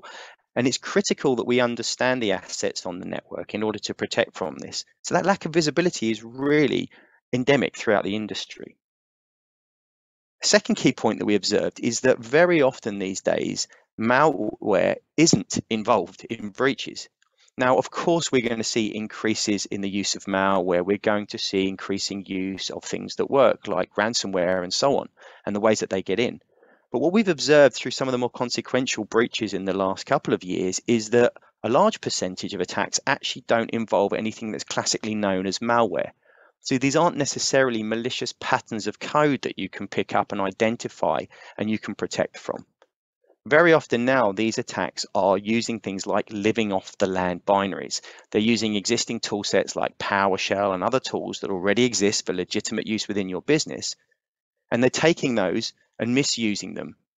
And it's now focusing attention that it's not just about attacks that come in, that seemingly come in externally. These are attacks that seem to manifest themselves on the network to the point where the network is so ubiquitous and everywhere that a lot of the attacks manifest themselves as insider threats or could legitimately be insider threats with users who are either accidentally or purposefully doing things they shouldn't be doing, or things like credential theft where people actually take the credentials of a legitimate user, they steal them, and then they reuse them in the organization. So what's critical out of this is that we need to look not just at malware, but we also have to look out for malintent on the network. So what does the behavior actually look like? How are people operating? Is this normal? Is this important? Is it relevant? But another problem, which is kind of the dirty little secret of the security industry at the moment, is that increasingly information on networks is encrypted. And if information is encrypted, how do we get visibility into it? Now, we don't think that it's possible to be able to mass decrypt information just for security visibility. It's too expensive, it's too time consuming, it's too complicated, and often you can't decrypt things anyway because for legal, policy, or privacy reasons, they're encrypted. So we need to make sure that we can provide visibility across the devices in use on the network, the kind of behavior that's interesting, and also we can see useful information within encrypted traffic without having to decrypt it, because we need to be able to identify malicious intent that is hiding in a massive multitude of normal, legitimate behavior.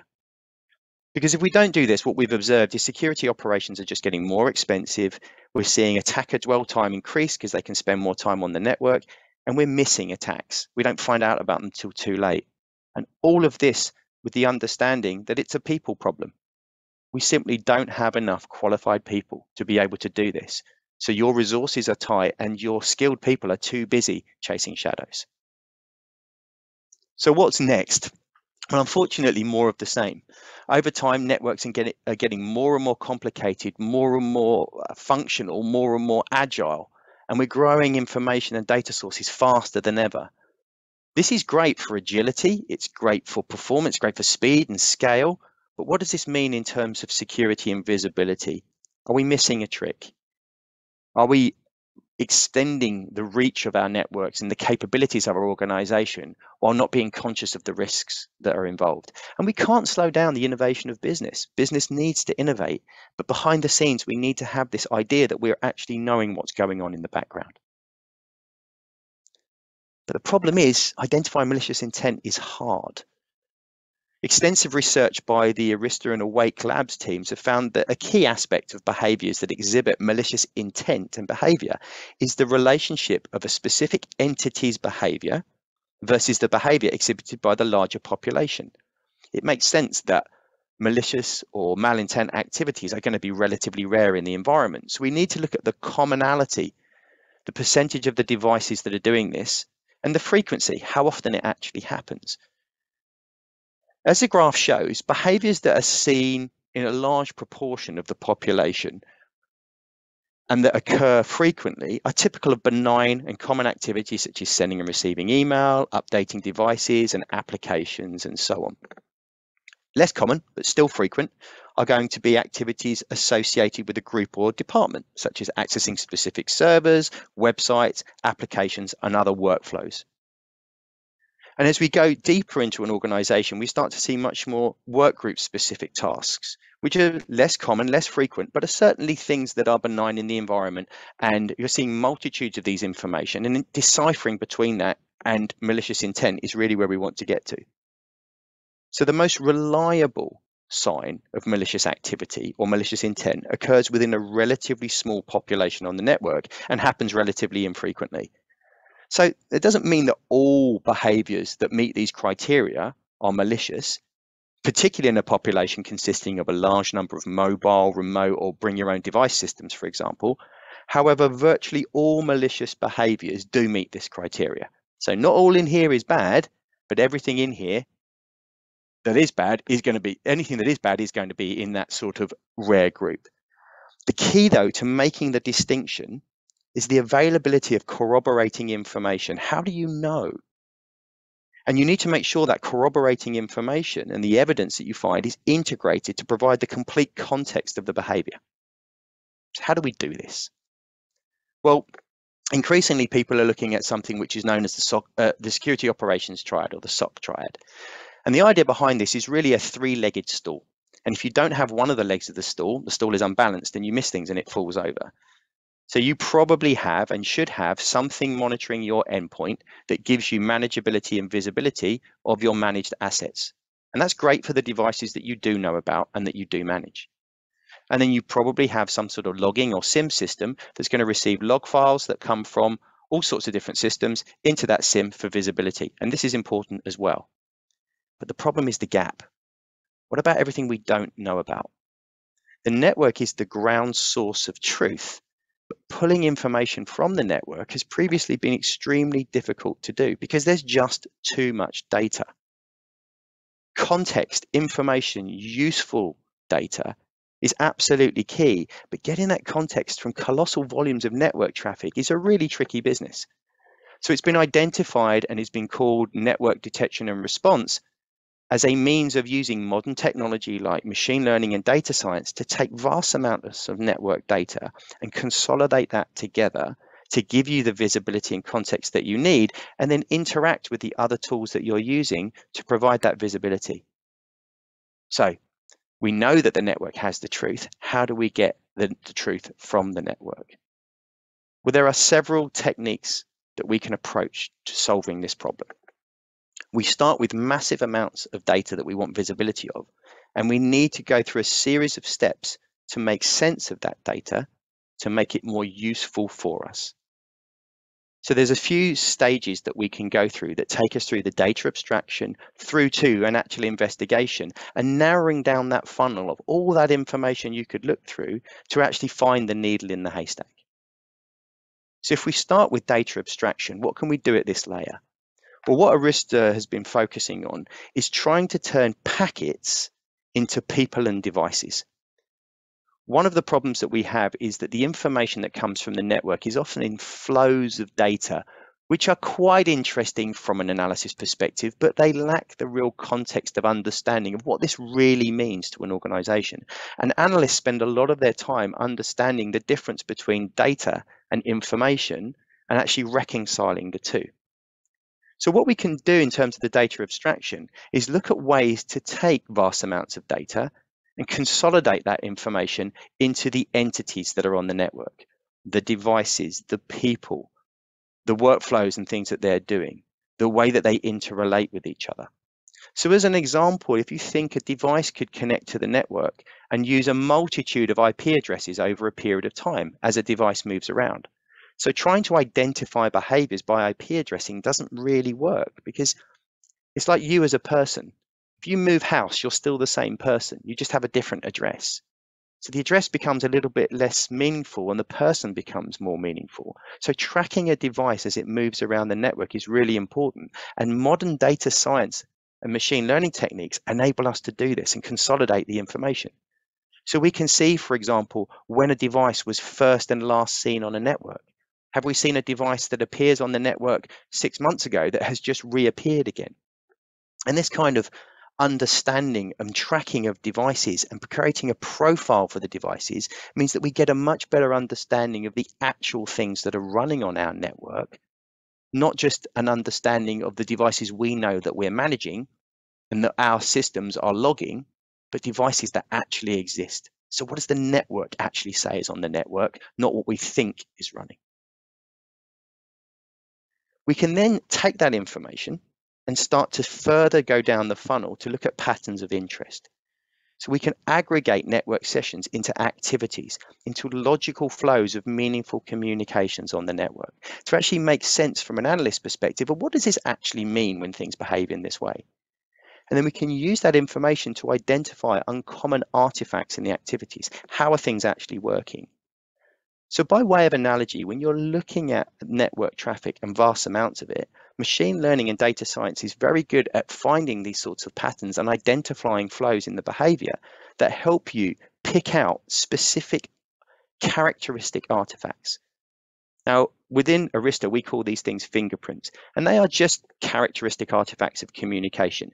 They are snippets of traffic that we're seeing on the network that help us identify and correlate to a single device or a group of devices. So by way of analogy, this is similar to the way that we work as human beings. Naturally, as we move around the human world, when we meet people, we look at them, we see their faces, we hear their voices, and we pick up subtle parts of their communication. We identify, do they wear glasses? Paulus he had a beard. He's like me, has a bald head. He speaks with a certain accent. I find out whereabouts he's from in the world. If you speak to me, I'll tell you that I live near Cambridge in the UK. I'll tell you what soccer team I support. And these are natural pieces of communication that we use as humans to recognize each other. So that if Paulus and I were to bump into each other, if we were lucky enough to go on a foreign holiday this year and we're on a beach in Spain and we see each other, we'd recognize each other and we would talk. What we're looking at here is doing the same thing on the network. Can we identify patterns of communication that we can specify down to a particular device or group of devices to logically link them together? And this is something that a human couldn't do by sifting through network data, but systems can do on our behalf. So we can pull all these packets into people and devices and then aggregate everything together to look for commonality, look for anomalous behavior, but everything in context of how things normally operate. We can then take this information further down the funnel to identify behaviors with uncommon artifacts, deviations from behaviors with normal artifacts, to really start to look for this malintent, which is sticking out as not contextually relevant. So we're looking for all of this data and we're getting finer and finer finite information, which is more and more context driven and more relevant. So we can start to look at, okay, what is this device actually doing?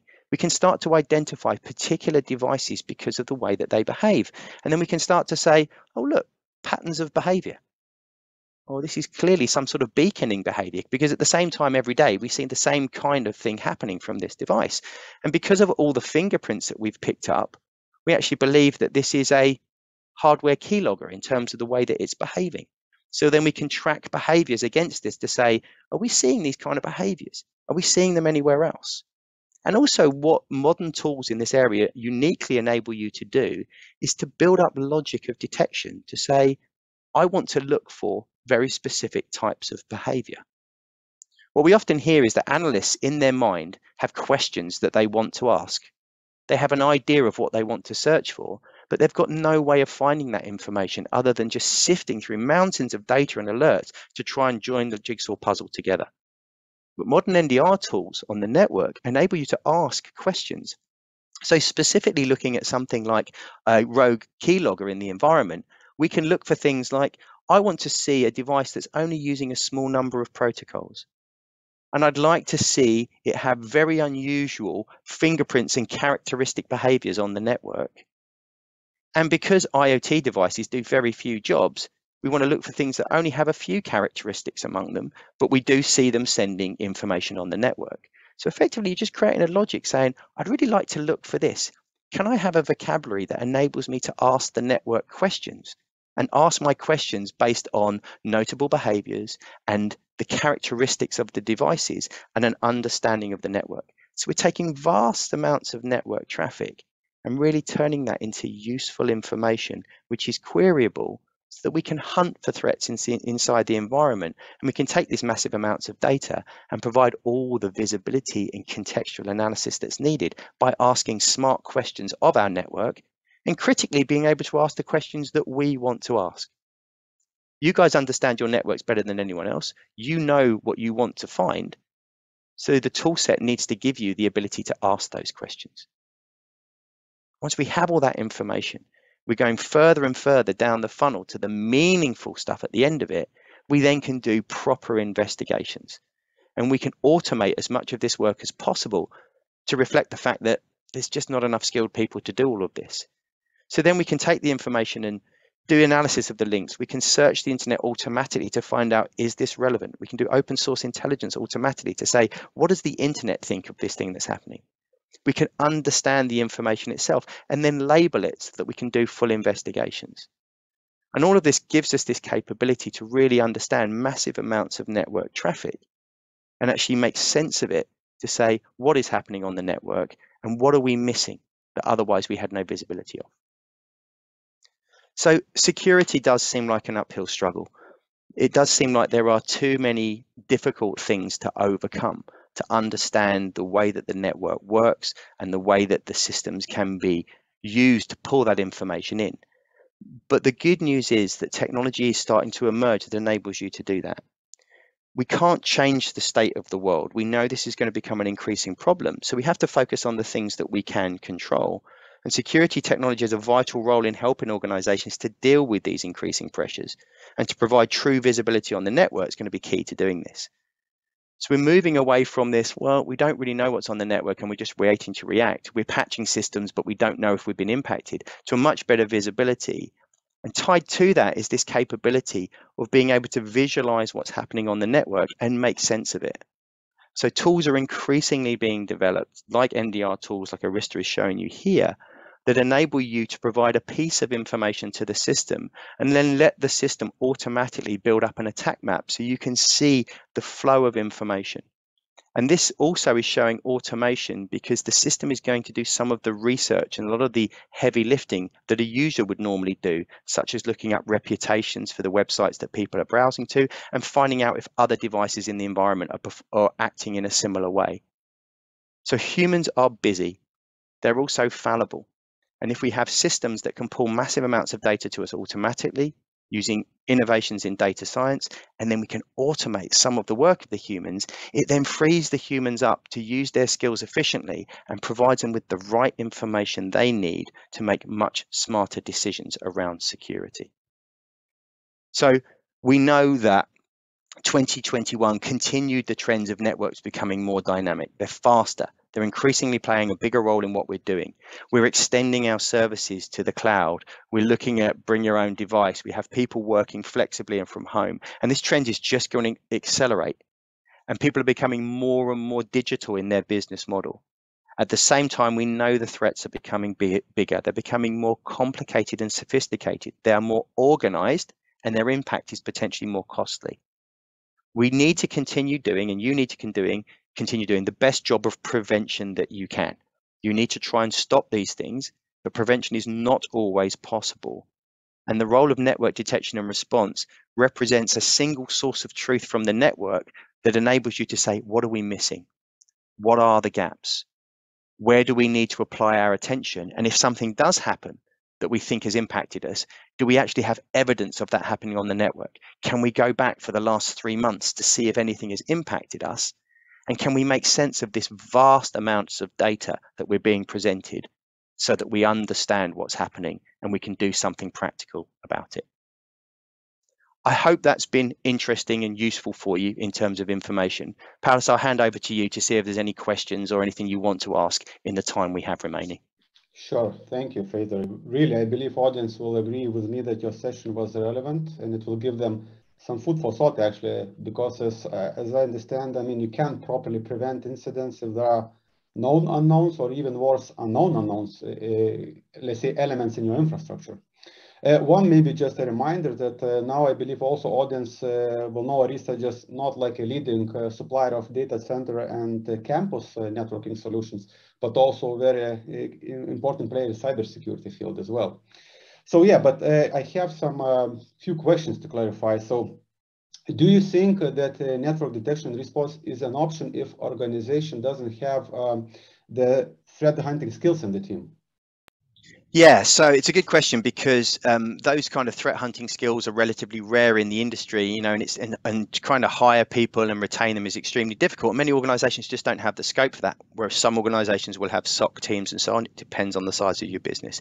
So the answer to your question is the tool set needs to make it easier for people to do that. What we've focused with in our particular NDR tool is to make it as simple as possible for a basic tier 1 analyst to do the kind of operations that a tier 3 person would normally do.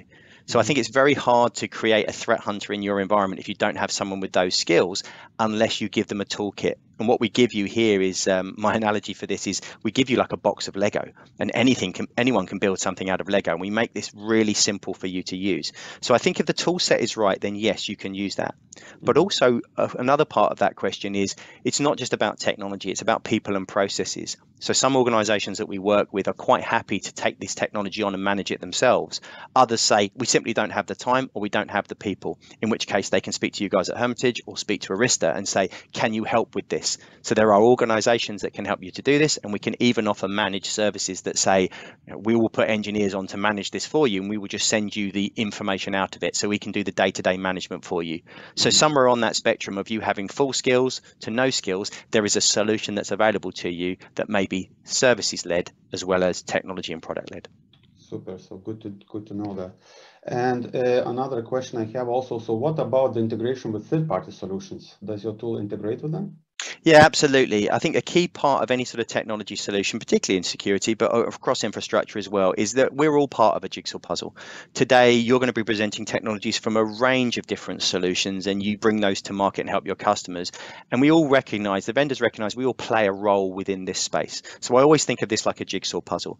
So you mentioned that obviously this NDR piece is a relatively new area for Arista, but you can imagine how we're integrating it in with the rest of the Arista portfolio, and then way beyond that. So information that comes into the NDR tool that we're showing here can be output to a number of different tools for integration.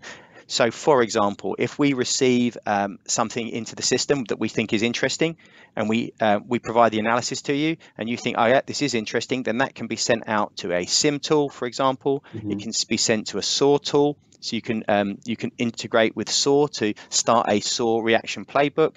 We have integration with EDR. So with one click, you can say, I found a particular device, I'd like to take it off the network, and we'll send an API call out to your EDR tool, and so on. So yes, the answer in terms of integration is that we absolutely believe that technology should integrate with the other tools people are using. So we just work with organizations to say, what tools are you using on your endpoint?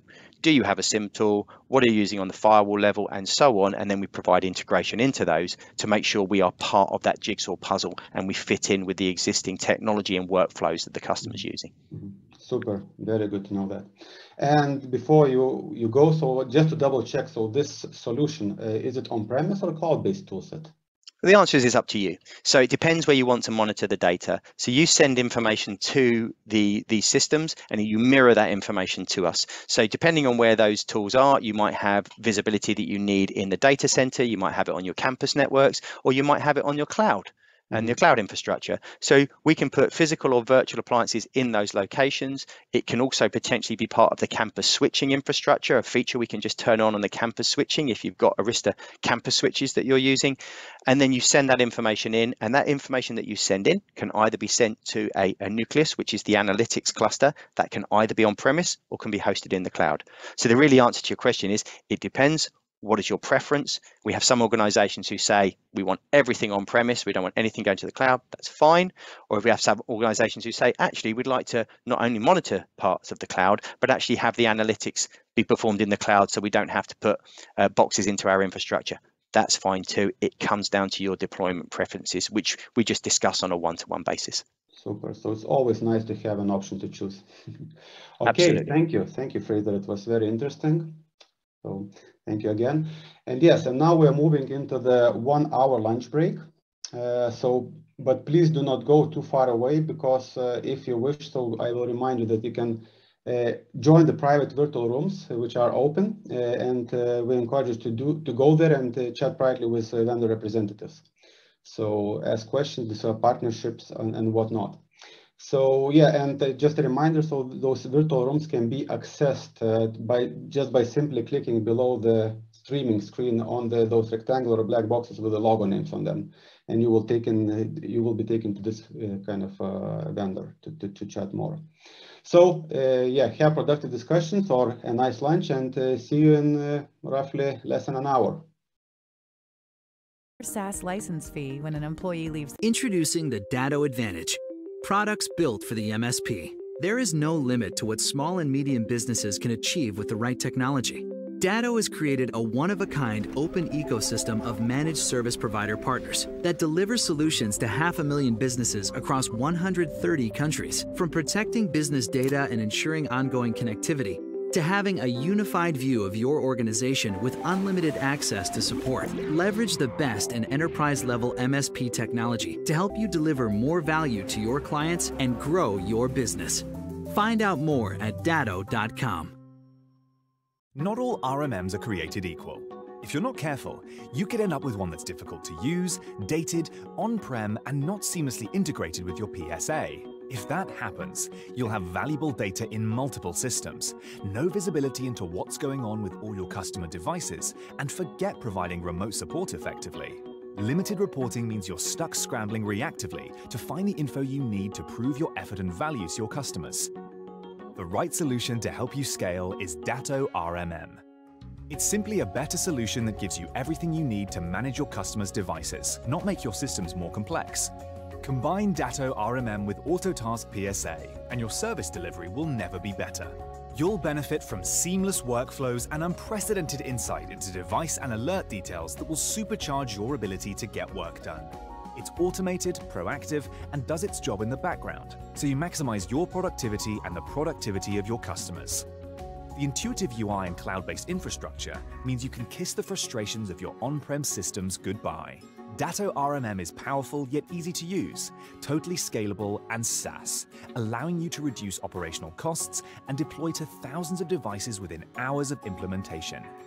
Let Datto RMM work for you, not the other way around. Sign up for a free trial at datto.com/UK and deploy to all your devices tomorrow. The cloud is the new standard for small businesses everywhere. Software as a service, called SaaS applications like Office 365 and G Suite, live in the cloud and give your business tools that are affordable, easy to use, enable collaboration on documents in real time, and allow your employees to work from anywhere. But what does in the cloud actually mean? When your applications live in the cloud, it simply means that your data is stored in Microsoft or Google's servers rather than your own IT closet. You don't have to pay for the applications to be available all the time, or for software or hardware upgrades, but you do need to protect the data you and your employees create in the form of emails, files, and internal sites. Today, 1 in 3 users have experienced data loss in the cloud, The most common cause of data loss comes right from inside your business. Your employees or third-party applications have the power to delete data from cloud apps, whether it's on purpose or by accident. Just because your data is living in someone else's server doesn't mean it's immune to malicious attacks. Take ransomware. This form of malware can hold your data hostage unless you pay a ransom, and ransomware attacks in the cloud are on the rise. The benefits of moving to the cloud outweigh the risks, but could your company survive if all of your data was lost? What would you do without your emails, calendar appointments, contacts, files? As a business owner, you need to reduce the risk of losing data so you can focus on growing your business. But the recovery options in your SaaS applications are incomplete, cumbersome to use, time-consuming, or just plain unavailable. There's an easy way to protect your cloud data. Introducing SaaS Protection. SaaS Protection is your fail-safe in the cloud. If an employee deletes an important email, accidentally or maliciously, your IT expert can simply restore the latest version right to you or another user, all without ever stepping foot in your office. If you get hit with ransomware, your IT provider can restore emails, files, and sites in the state they were in before the infection. Not only that, but by saving your data automatically in SaaS Protection, you simply pay for the backup, not the entire SaaS license fee when an employee leaves the company. Rest easy in your move to the cloud and focus on your business with the Cloud Backup Expert. SaaS Protection is comprehensive data protection in the cloud. Ask your IT provider to try it today to ensure your business against data loss, no matter what.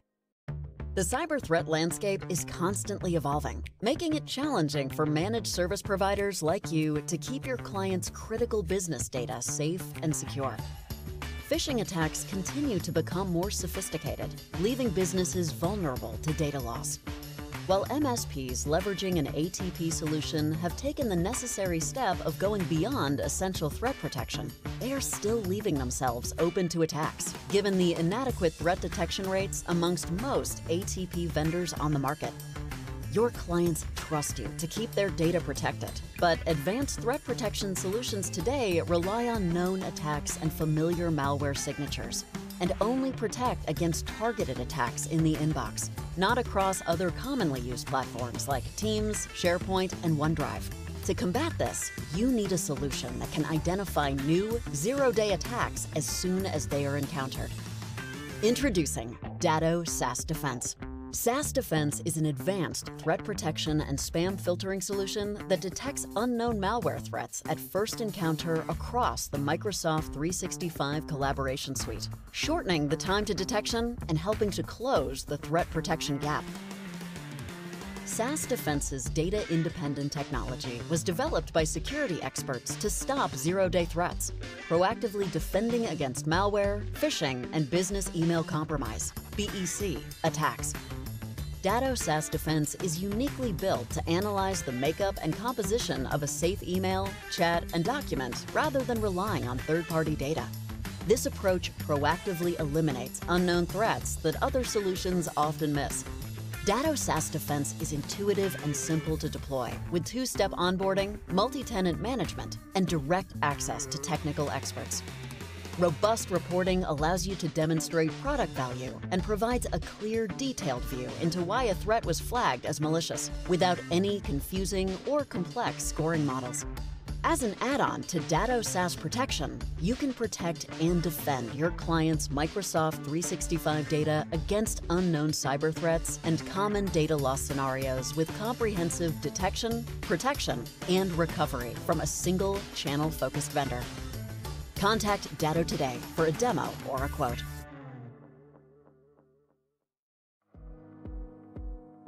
Trust. It's what keeps the world moving, makes identities powerful, safe purchases possible, access to data and resources seamless. Enabling trusted experiences for consumers, employees, and citizens makes the world a better place. And that's what Entrust does. Our broad solution suite, deep expertise, and commitment to innovation is unmatched. We strive to ensure that identities, payments, and data are protected in all forms, all use cases, from everyday experiences and connections to the most critical interactions, we ensure people can have trust in their world so that the world never stops, and neither do you. Entrust, securing a world in motion. Hi, I'm Billy. You don't know me, but I have known you for years. I was observing everything. Your business travel, bank transactions, meetings, your email, cab rides. All of it. But don't worry about me. I'm not the enemy here. I wasn't looking at you. I was looking the other way. Shining a light on cyber threats invisible to the naked eye. Guarding you from cyber criminals, nation-state hackers, and bored teenagers threatening the continuity of your organization. So, let me take care of the invisible, so you can focus on the visible.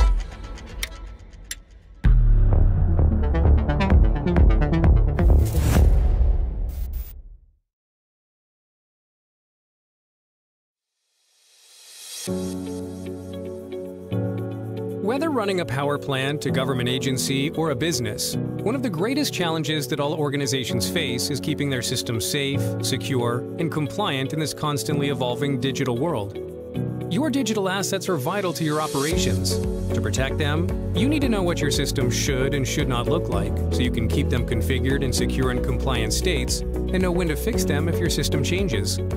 That's where Tripwire's Secure Configuration Management Solutions come in. To start, Tripwire allows you to establish what a secure configuration baseline should look like for your organization. Once your configurations are set according to your security policy, Tripwire monitors for change and alerts you when your systems are no longer in a known and trusted state. After all, every security breach starts with some kind of change. Tripwire pioneered File Integrity Monitoring, or FIM, the change detection technology that's mandated by all the major security frameworks and regulations.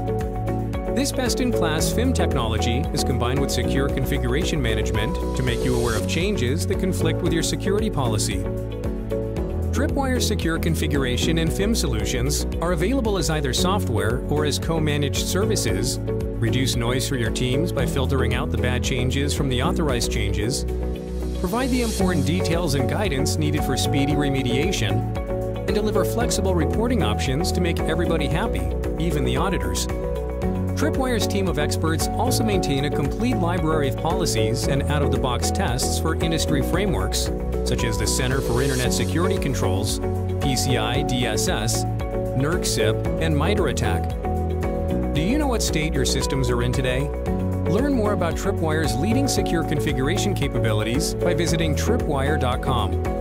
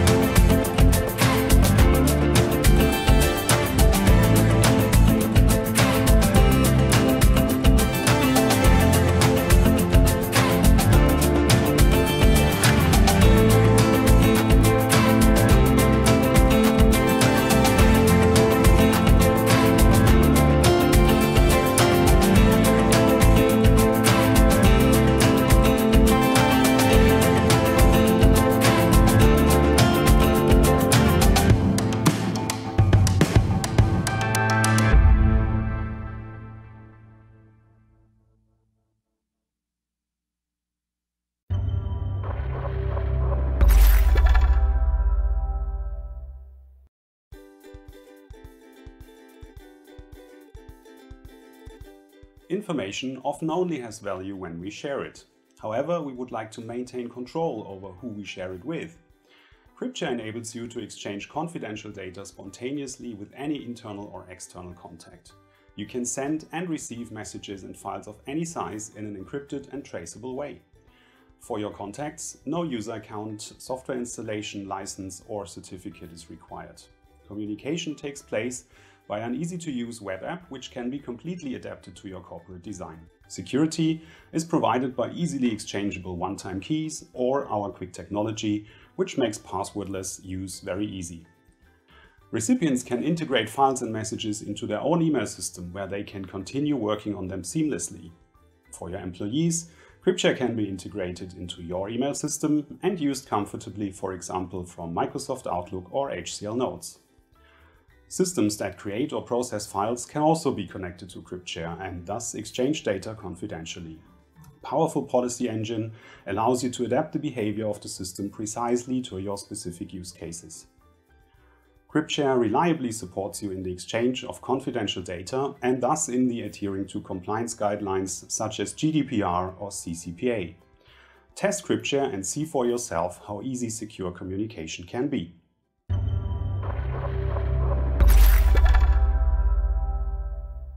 Introducing the Datto Advantage, products built for the MSP. There is no limit to what small and medium businesses can achieve with the right technology. Datto has created a one-of-a-kind open ecosystem of managed service provider partners that delivers solutions to 500,000 businesses across 130 countries. From protecting business data and ensuring ongoing connectivity, to having a unified view of your organization with unlimited access to support. Leverage the best in enterprise-level MSP technology to help you deliver more value to your clients and grow your business. Find out more at datto.com. Not all RMMs are created equal. If you're not careful, you could end up with one that's difficult to use, dated, on-prem, and not seamlessly integrated with your PSA. If that happens, you'll have valuable data in multiple systems, no visibility into what's going on with all your customer devices, and forget providing remote support effectively. Limited reporting means you're stuck scrambling reactively to find the info you need to prove your effort and value to your customers. The right solution to help you scale is Datto RMM. It's simply a better solution that gives you everything you need to manage your customers' devices, not make your systems more complex. Combine Datto RMM with Autotask PSA, and your service delivery will never be better. You'll benefit from seamless workflows and unprecedented insight into device and alert details that will supercharge your ability to get work done. It's automated, proactive, and does its job in the background, so you maximize your productivity and the productivity of your customers. The intuitive UI and cloud-based infrastructure means you can kiss the frustrations of your on-prem systems goodbye. Datto RMM is powerful yet easy to use, totally scalable and SaaS, allowing you to reduce operational costs and deploy to thousands of devices within hours of implementation. Let Datto RMM work for you, not the other way around. Sign up for a free trial at datto.com/UK and deploy to all your devices tomorrow. The cloud is the new standard for small businesses everywhere. Software as a service, called SaaS applications like Office 365 and G Suite, live in the cloud and give your business tools that are affordable, easy to use, enable collaboration on documents in real time, and allow your employees to work from anywhere. But what does in the cloud actually mean? When your applications live in the cloud, it simply means that your data is stored in Microsoft or Google's servers rather than your own IT closet. You don't have to pay for the applications to be available all the time, or for software or hardware upgrades, but you do need to protect the data you and your employees create in the form of emails, files, and internal sites. Today, 1 in 3 users have experienced data loss in the cloud. The most common cause of data loss comes right from inside your business. Your employees or third-party applications have the power to delete data from cloud apps, whether it's on purpose or by accident. Just because your data is living in someone else's server doesn't mean it's immune to malicious attacks. Take ransomware. This form of malware can hold your data hostage unless you pay a ransom, and ransomware attacks in the cloud are on the rise. The benefits of moving to the cloud outweigh the risks, but could your company survive if all of your data was lost? What would you do without your emails, calendar appointments, contacts, files? As a business owner, you need to reduce the risk of losing data so you can focus on growing your business. But the recovery options in your SaaS applications are incomplete, cumbersome to use, time-consuming, or just plain unavailable. There's an easy way to protect your cloud data. Introducing SaaS Protection. SaaS Protection is your fail-safe in the cloud. If an employee deletes an important email, accidentally or maliciously, your IT expert can simply restore the latest version right to you or another user, all without ever stepping foot in your office. If you get hit with ransomware, your IT provider can restore emails, files, and sites in the state they were in before the infection. Not only that, but by saving your data automatically in SaaS Protection, you simply pay for the backup, not the entire SaaS license fee when an employee leaves the company. Rest easy in your move to the cloud and focus on your business with the Cloud Backup Expert. SaaS Protection is comprehensive data protection in the cloud. Ask your IT provider to try it today to ensure your business against data loss no matter what.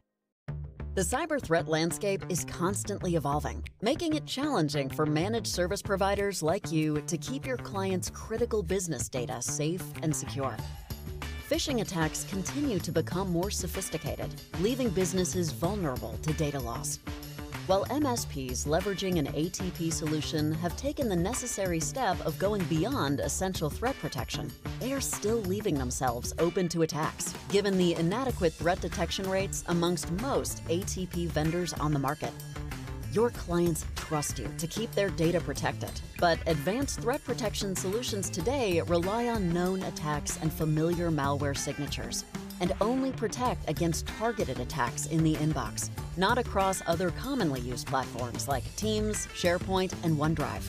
To combat this, you need a solution that can identify new, zero-day attacks as soon as they are encountered. Introducing Datto SaaS Defense.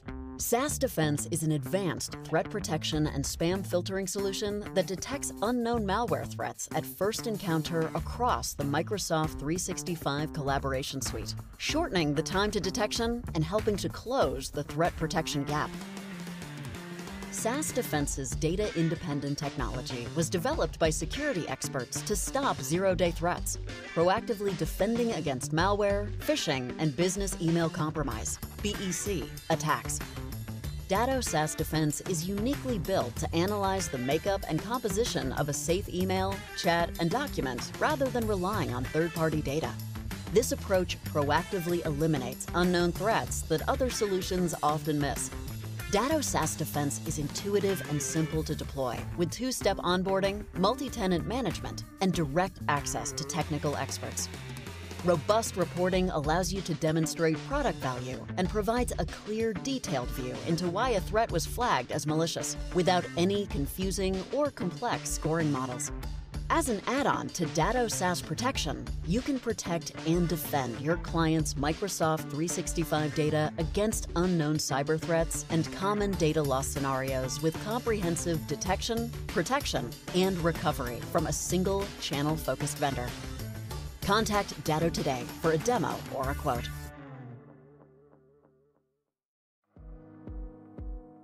Trust. It's what keeps the world moving, makes identities powerful, safe purchases possible, access to data and resources seamless. Enabling trusted experiences for consumers, employees, and citizens makes the world a better place. And that's what Entrust does. Our broad solution suite, deep expertise, and commitment to innovation is unmatched. We strive to ensure that identities, payments, and data are protected in all forms, all use cases, from everyday experiences and connections to the most critical interactions. We ensure people can have trust in their world, so that the world never stops, and neither do you. Entrust, securing a world in motion. Hi, I'm Billy. You don't know me, but I have known you for years. I was observing everything. Your business travel, bank transactions, meetings, your email, cab rides. All of it. But don't worry about me. I'm not the enemy here. I wasn't looking at you. I was looking the other way. Shining a light on cyber threats invisible to the naked eye. Guarding you from cyber criminals, nation-state hackers, and bored teenagers threatening the continuity of your organization. So, let me take care of the invisible. So you can focus on the visible.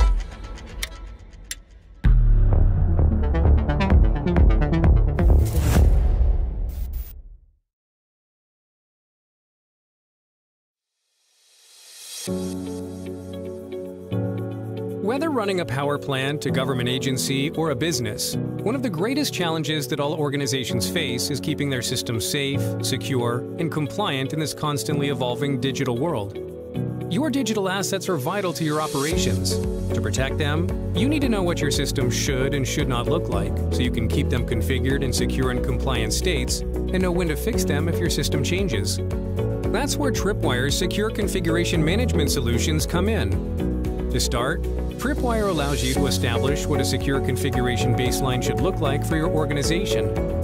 Once your configurations are set according to your security policy, Tripwire monitors for change and alerts you when your systems are no longer in a known and trusted state. After all, every security breach starts with some kind of change. Tripwire pioneered File Integrity Monitoring, or FIM, the change detection technology that's mandated by all the major security frameworks and regulations. This best-in-class FIM technology is combined with secure configuration management to make you aware of changes that conflict with your security policy. Tripwire's secure configuration and FIM solutions are available as either software or as co-managed services, reduce noise for your teams by filtering out the bad changes from the authorized changes, provide the important details and guidance needed for speedy remediation, and deliver flexible reporting options to make everybody happy, even the auditors. Tripwire's team of experts also maintain a complete library of policies and out-of-the-box tests for industry frameworks, such as the Center for Internet Security Controls, PCI DSS, NERC-CIP, and MITRE ATT&CK. Do you know what state your systems are in today? Learn more about Tripwire's leading secure configuration capabilities by visiting tripwire.com.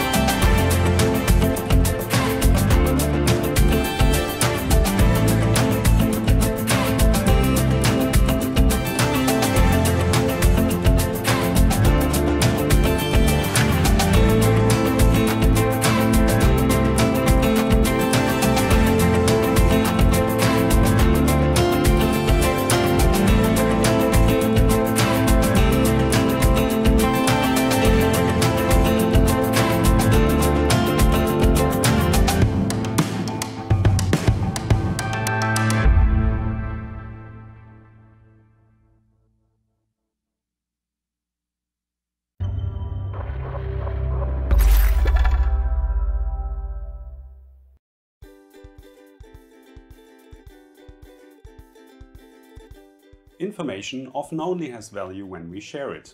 However, we would like to maintain control over who we share it with. CryptShare enables you to exchange confidential data spontaneously with any internal or external contact. You can send and receive messages and files of any size in an encrypted and traceable way. For your contacts, no user account, software installation, license or certificate is required. Communication takes place via an easy-to-use web app which can be completely adapted to your corporate design. Security is provided by easily exchangeable one-time keys or our quick technology, which makes passwordless use very easy. Recipients can integrate files and messages into their own email system where they can continue working on them seamlessly. For your employees, CryptShare can be integrated into your email system and used comfortably, for example, from Microsoft Outlook or HCL Notes. Systems that create or process files can also be connected to CryptShare and thus exchange data confidentially. A powerful policy engine allows you to adapt the behavior of the system precisely to your specific use cases. CryptShare reliably supports you in the exchange of confidential data and thus in the adhering to compliance guidelines such as GDPR or CCPA. Test CryptShare and see for yourself how easy secure communication can be.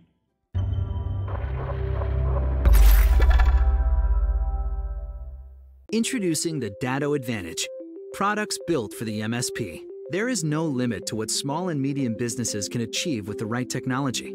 Datto has created a one-of-a-kind open ecosystem of managed service provider partners that delivers solutions to 500,000 businesses across 130 countries. From protecting business data and ensuring ongoing connectivity, to having a unified view of your organization with unlimited access to support. Leverage the best in enterprise-level MSP technology to help you deliver more value to your clients and grow your business. Find out more at datto.com. Not all RMMs are created equal. If you're not careful, you could end up with one that's difficult to use, dated, on-prem, and not seamlessly integrated with your PSA. If that happens, you'll have valuable data in multiple systems, no visibility into what's going on with all your customer devices, and forget providing remote support effectively. Limited reporting means you're stuck scrambling reactively to find the info you need to prove your effort and value to your customers. The right solution to help you scale is Datto RMM. It's simply a better solution that gives you everything you need to manage your customers' devices, not make your systems more complex.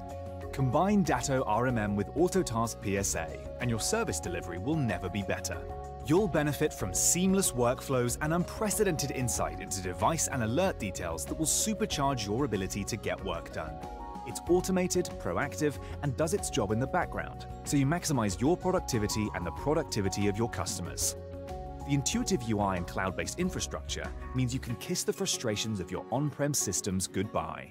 Datto RMM is powerful yet easy to use, totally scalable and SaaS, allowing you to reduce operational costs and deploy to thousands of devices within hours of implementation.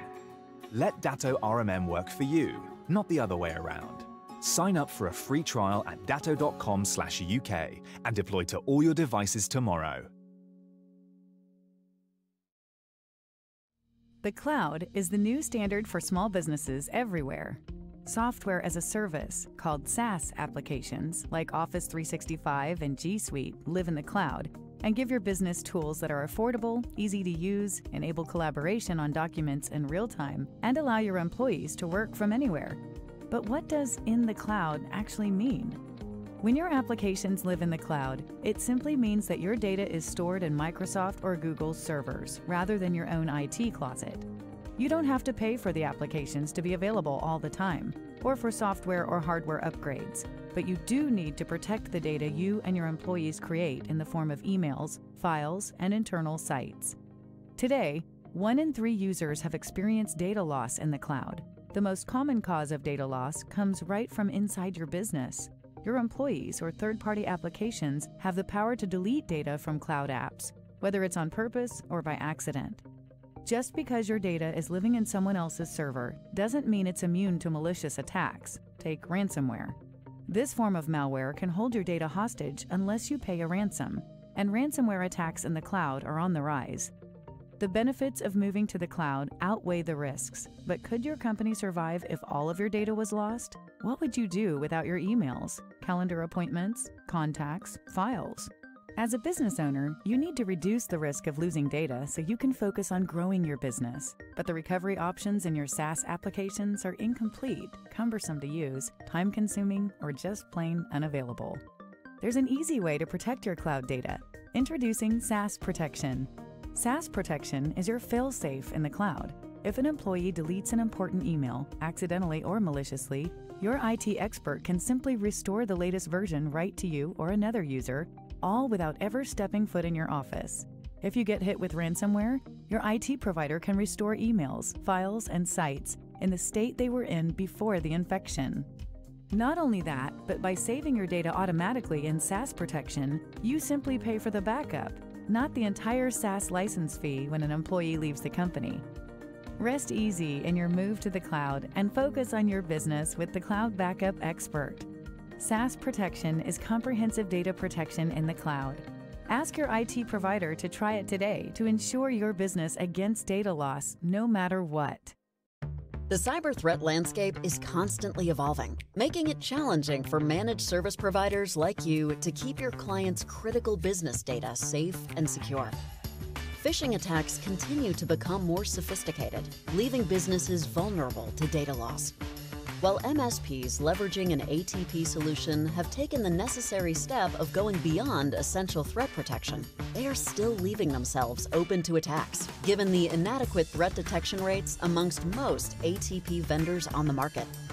Your clients trust you to keep their data protected, but advanced threat protection solutions today rely on known attacks and familiar malware signatures, and only protect against targeted attacks in the inbox, not across other commonly used platforms like Teams, SharePoint, and OneDrive. To combat this, you need a solution that can identify new, zero-day attacks as soon as they are encountered. Introducing Datto SaaS Defense.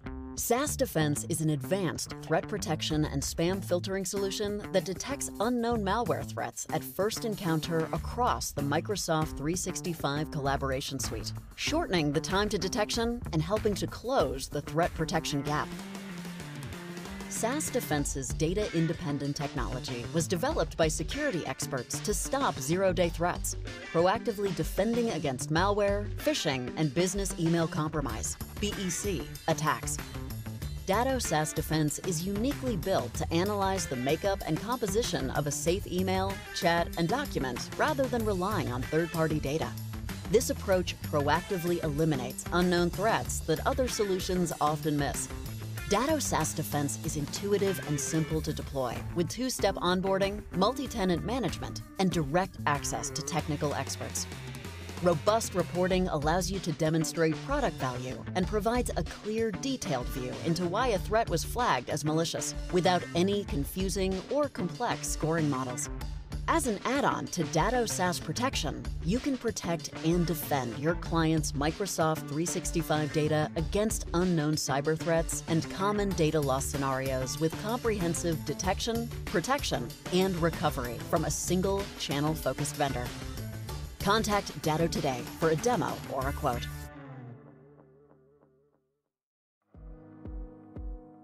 Trust.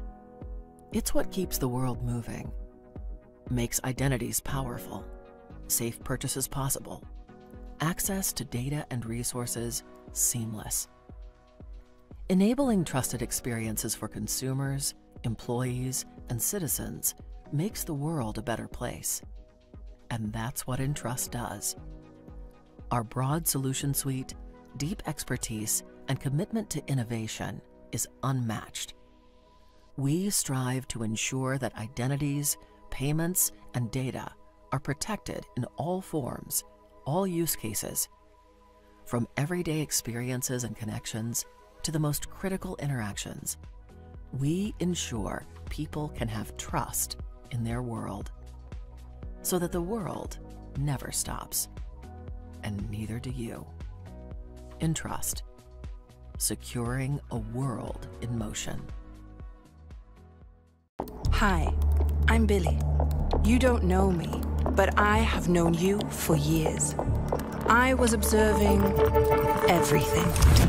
Your business travel, bank transactions, meetings, your email, cab rides. All of it. But don't worry about me. I'm not the enemy here. I wasn't looking at you. I was looking the other way. Shining a light on cyber threats invisible to the naked eye. Guarding you from cyber criminals, nation-state hackers, and bored teenagers threatening the continuity of your organization. So, let me take care of the invisible. So you can focus on the visible.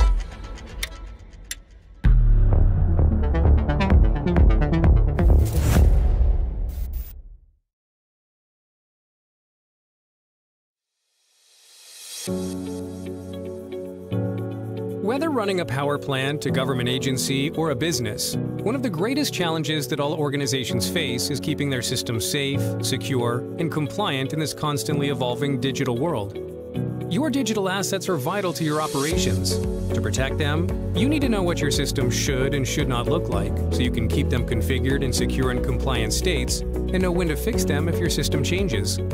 That's where Tripwire's Secure Configuration Management Solutions come in. To start, Tripwire allows you to establish what a secure configuration baseline should look like for your organization. Once your configurations are set according to your security policy, Tripwire monitors for change and alerts you when your systems are no longer in a known and trusted state. After all, every security breach starts with some kind of change. Tripwire pioneered File Integrity Monitoring, or FIM, the change detection technology that's mandated by all the major security frameworks and regulations. This best-in-class FIM technology is combined with secure configuration management to make you aware of changes that conflict with your security policy. Tripwire's secure configuration and FIM solutions are available as either software or as co-managed services, reduce noise for your teams by filtering out the bad changes from the authorized changes, provide the important details and guidance needed for speedy remediation, and deliver flexible reporting options to make everybody happy, even the auditors. Tripwire's team of experts also maintain a complete library of policies and out-of-the-box tests for industry frameworks, such as the Center for Internet Security Controls, PCI DSS, NERC-CIP, and MITRE ATT&CK. Do you know what state your systems are in today? Learn more about Tripwire's leading secure configuration capabilities by visiting tripwire.com.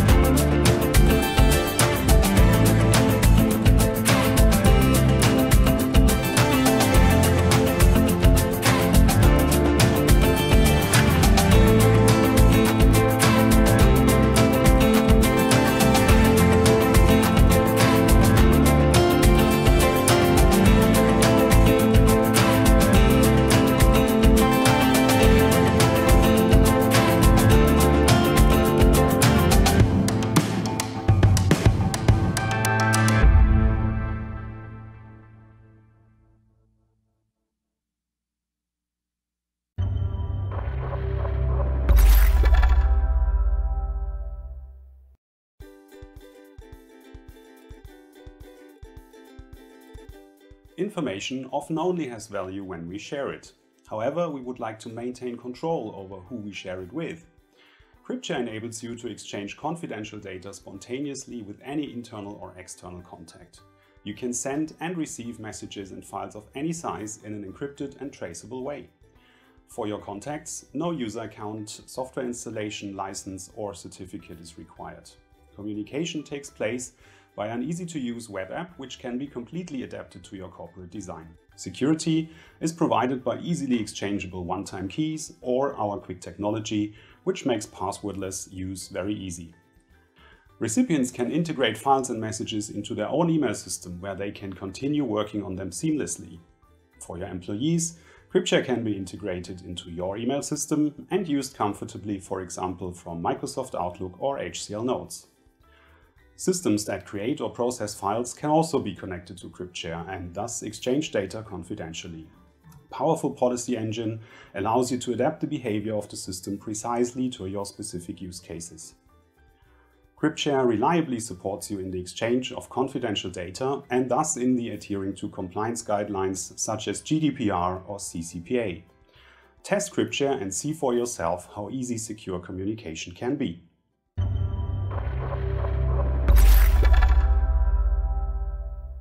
Introducing the Datto Advantage, products built for the MSP. There is no limit to what small and medium businesses can achieve with the right technology.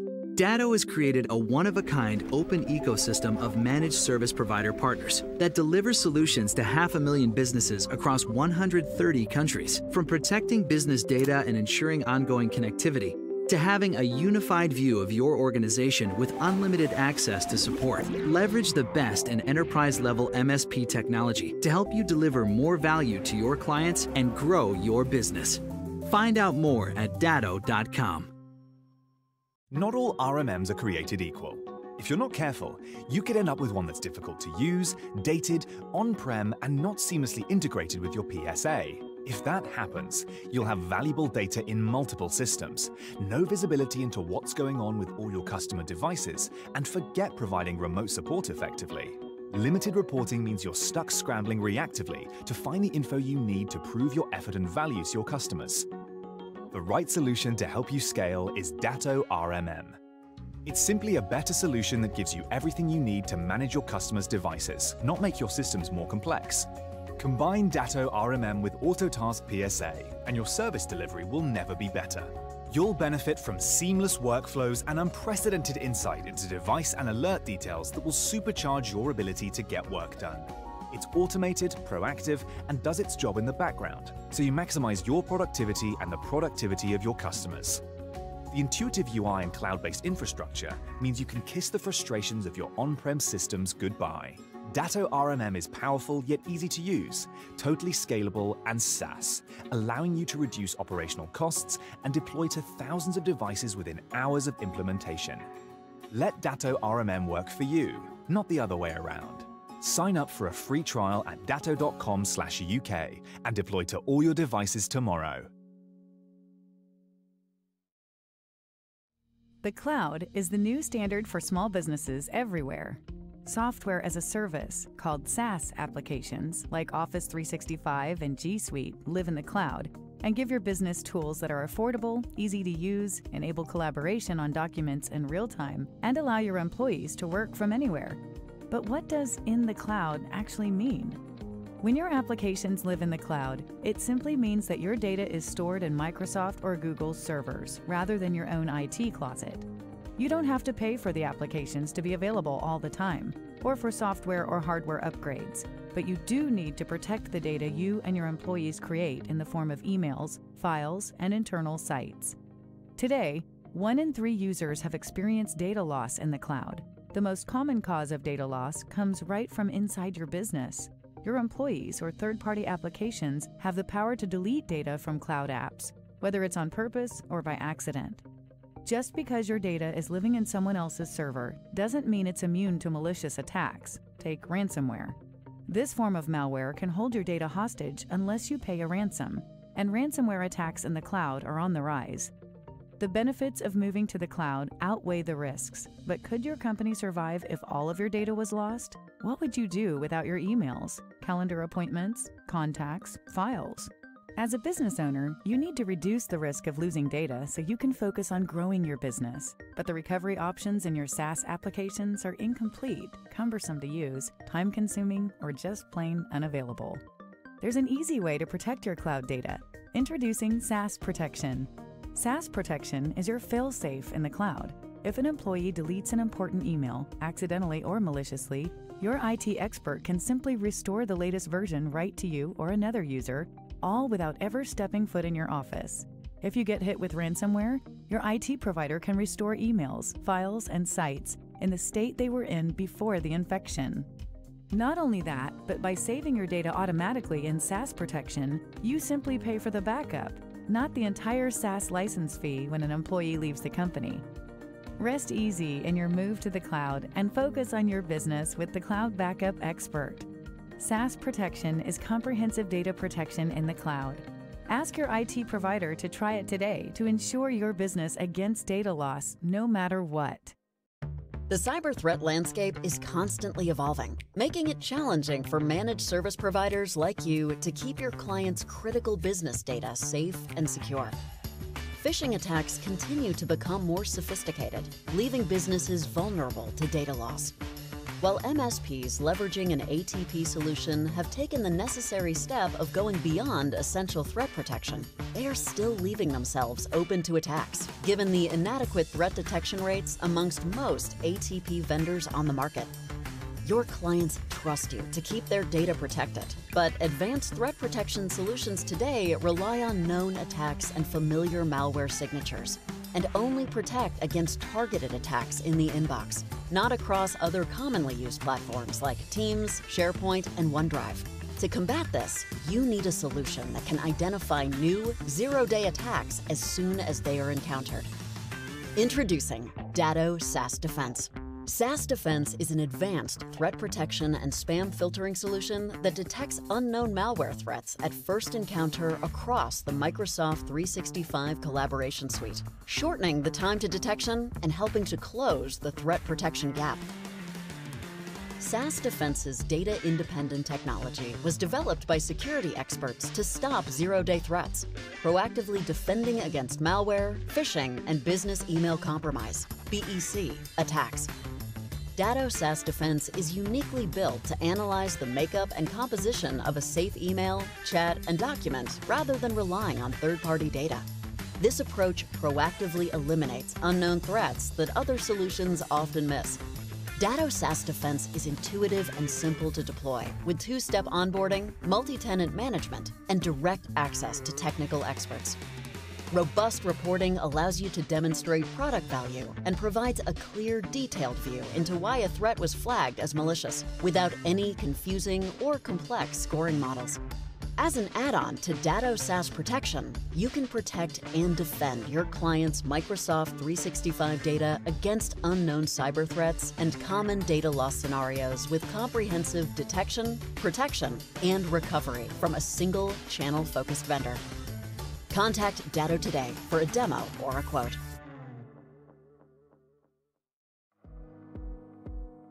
Trust. It's what keeps the world moving, makes identities powerful, safe purchases possible, access to data and resources seamless. Enabling trusted experiences for consumers, employees, and citizens makes the world a better place. And that's what Entrust does. Our broad solution suite, deep expertise, and commitment to innovation is unmatched. We strive to ensure that identities, payments, and data are protected in all forms, all use cases, from everyday experiences and connections to the most critical interactions.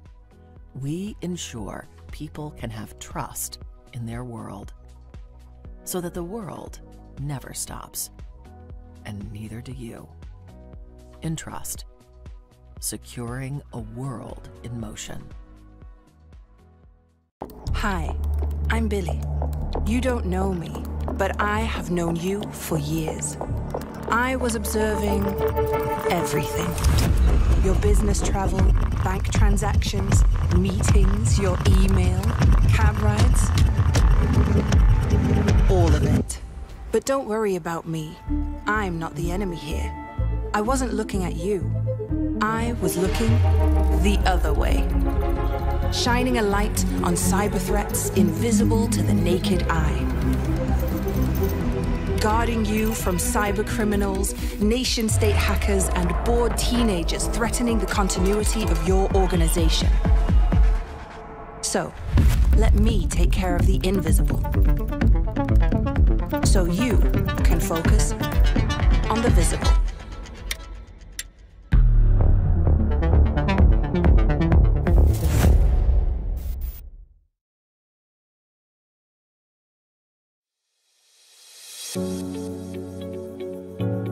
Whether running a power plant, a government agency, or a business, one of the greatest challenges that all organizations face is keeping their systems safe, secure, and compliant in this constantly evolving digital world. Your digital assets are vital to your operations. To protect them, you need to know what your system should and should not look like, so you can keep them configured in secure and compliant states, and know when to fix them if your system changes. That's where Tripwire's Secure Configuration Management Solutions come in. To start, Tripwire allows you to establish what a secure configuration baseline should look like for your organization. Once your configurations are set according to your security policy, Tripwire monitors for change and alerts you when your systems are no longer in a known and trusted state. After all, every security breach starts with some kind of change. Tripwire pioneered File Integrity Monitoring, or FIM, the change detection technology that's mandated by all the major security frameworks and regulations. This best-in-class FIM technology is combined with secure configuration management to make you aware of changes that conflict with your security policy. Tripwire's secure configuration and FIM solutions are available as either software or as co-managed services, reduce noise for your teams by filtering out the bad changes from the authorized changes, provide the important details and guidance needed for speedy remediation, and deliver flexible reporting options to make everybody happy, even the auditors. Tripwire's team of experts also maintain a complete library of policies and out-of-the-box tests for industry frameworks, such as the Center for Internet Security Controls, PCI DSS, NERC-CIP, and MITRE ATT&CK. Do you know what state your systems are in today? Learn more about Tripwire's leading secure configuration capabilities by visiting tripwire.com.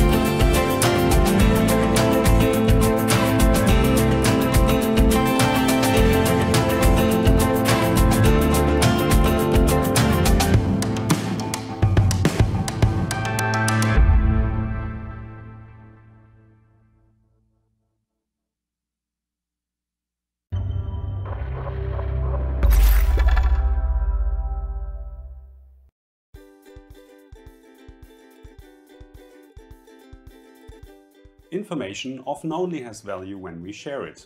However, we would like to maintain control over who we share it with. CryptShare enables you to exchange confidential data spontaneously with any internal or external contact. You can send and receive messages and files of any size in an encrypted and traceable way.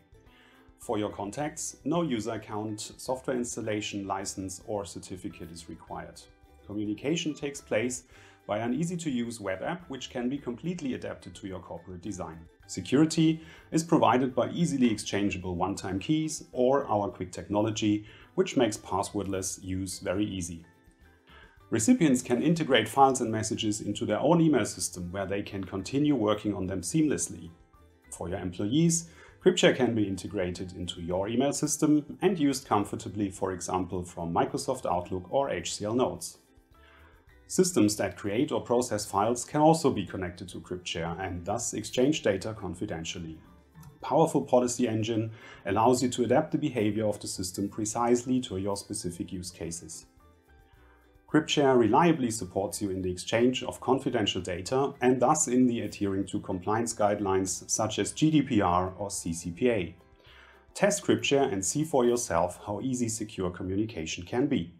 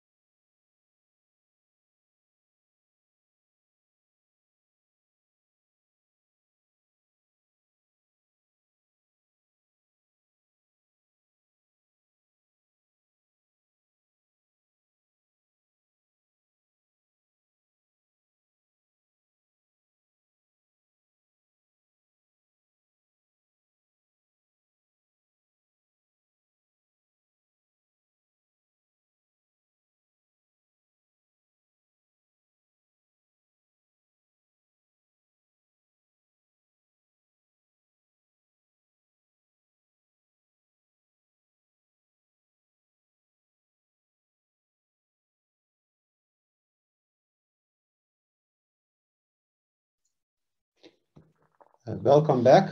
I hope you feel sharp and ready for the second half of the event. And I can assure you that the topics will be the same relevance as it was in the first half of the day. In just a moment, the stage will be taken over by Janne Timisjärvi from Sophos. And his session, Janne will focus on the need of 24/7 human-led threat hunting skills and how can organizations, no matter small or big, achieve that. So without further ado, stage is yours, Janne.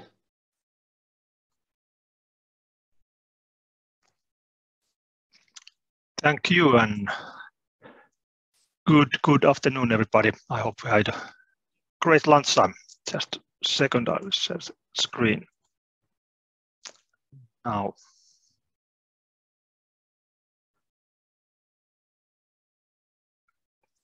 I can confirm we see your screen. Yeah, great,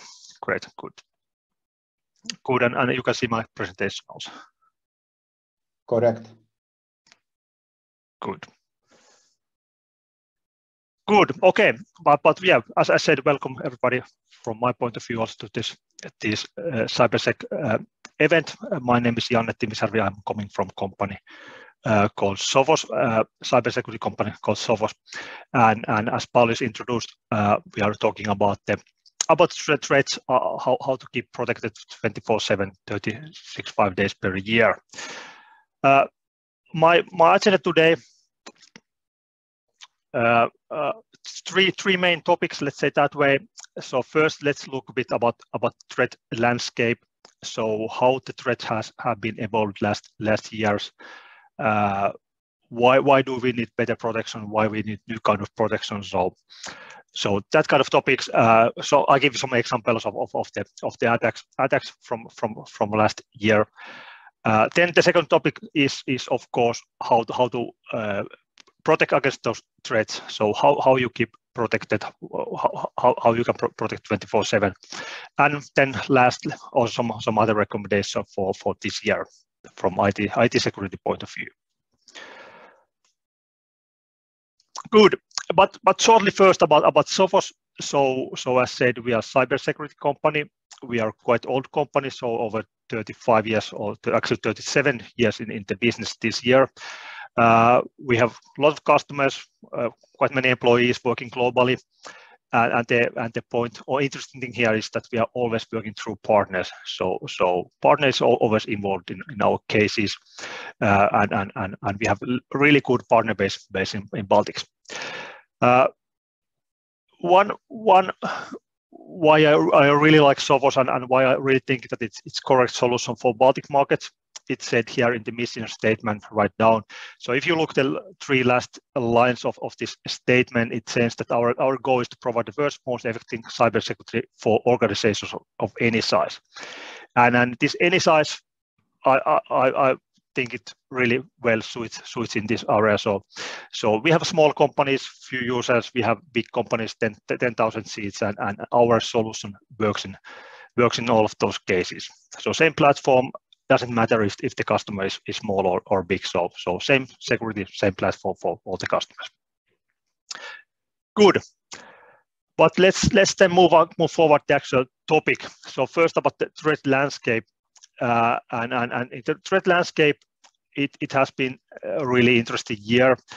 So we have seen that cyber threats continues to escalate as priorities across the globe, meaning that it doesn't matter if there's a small case or big case globe.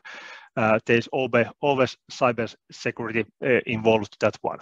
So if you think about the crisis today, Ukrainian crisis or smaller crisis, there's always cyber threats involved, those ones.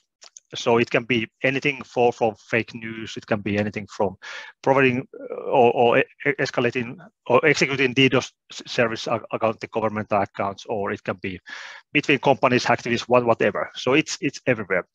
And last year when World Economic Forum released the threat report about a year ago, they were listing the global top 4 priorities of failures, and cyber was listed number 4 in that list. So right after the global pandemics, right after the extreme weather conditions and food crisis. So really high priority here, and this is something we should focus. Good. Also, the threat landscape has evolved. And what we need to, from security point of view, understand what has changed. Of course, last years, due to this pandemic, which is still going on, the workforce has really gone hybrid. So meaning that we don't know, or IT teams don't necessarily know where are the team people working, what the machines they're using, are the machines secure, are their own devices, and that kind of things. So it has really gone hybrid, and it will continue really that way. So that's a new thing. That's a new thing. Usually earlier it used to be just certain people who were able to work remote, but now it's basically everybody who is able to work remote. And the challenge here from security point of view is that how we keep the device safe, how we understand what the devices people and users or the employees are using. The other thing is the cloud migration. So in Baltics, it has been it's not a new thing, but it has been there for quite a long time. But of course, the cloud migration means that customers want everything from cloud nowadays. they want everything from as a service, they want applications for cloud, they want that kind of thing. So we need to understand the cloud environments, we need to understand how to secure those ones, what are the challenges, what are the risks there. So monitoring is also the key thing for the cloud migration. And probably not that surprising, but everything has increased workload. So IT security teams have all the time more and more work. Why is that? Of course, because of the hybrid workforce for the cloud migration. So companies have different tools.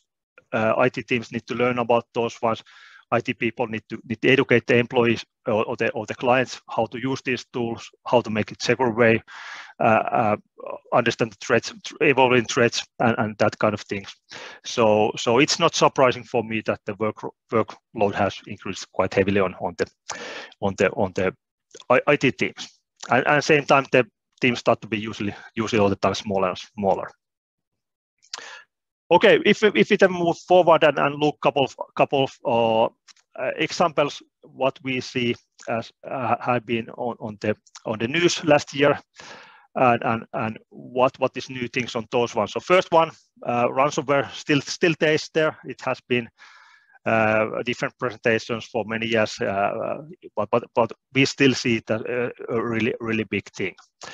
The good news here is that if you look the companies, how many companies based on the survey got hit by ransomware, that number is going down. But same time, when you think that the cybersecurity as industries is rising all the time, and the money what's moving in that industry is rising quite heavily, so it actually means even the number is going down, the money that is moving inside ransomware is rising. And also, of course, the ransomwares are also evolving. So meaning that if you want to launch a ransomware attack, you can easily go to dark web, but find a website from which you can buy a ransomware service. The same kind of platforms also offers the for money the victims, target victims. So you don't, as an attacker, you don't need to actually know anything about the coding, anything about the threats, anything about the vulnerabilities in the systems. You just go to the web page, spend some euros, and then try if you get into the network, into the customer environment. And then when you're in there, you can do anything you want. Of course, depending what kind of protection the customer has in place. So it's important to remember that even ransomwares have been on the news for quite a long time. Those are evolving also. So here's one simple example how the ransomware have been evolved. So if you remember WannaCry back to 2017, so it spread to computers, and when it was able to encrypt the machines, it showed the user this message: go this web page and or pay with Bitcoin X amount of money. And if we compare this message to the 21, so this last year message, sorry, this is a bit bad picture, but anyway, the idea here is that the message itself is quite similar. So you don't need to go somewhere, pay money, otherwise you lose your files. But actually, if you look a bit deeper, there's actually quite big difference on these two messages. So if you compare 17 and 21 messages, we see here on the first line the difference. So in 21, the ransomware message said that your files have been encrypted. When in 21 they said the files have been encrypted and leaked. So I think that there's a huge difference. So if your files were encrypted, it means that if you have backup in place, you are able to restore the files, and that's it. You don't need to pay money. But if they are leaked and encrypted, then you can also, of course, restore the files from the backup. But if they are really leaked, then it doesn't help. So you still probably need to pay the money. Otherwise, if the attacker is not lying here, they can publish the files, and the loss might be even bigger than if they just encrypted. So that's one thing. Other thing here is which is really important is that if they have been able to leak the files out, it means that they have been in the network for or in the environment for a while, days, weeks, months even. So they have been able to do many things there. So probably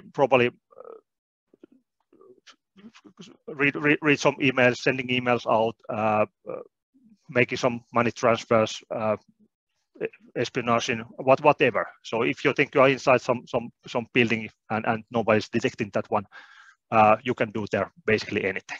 So that's two big difference on these two ones.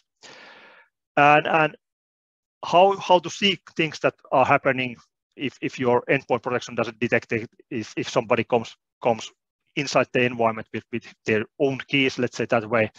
So then you need some more advanced tools to find that out. Somebody is doing something strange things there, like leaking the data out.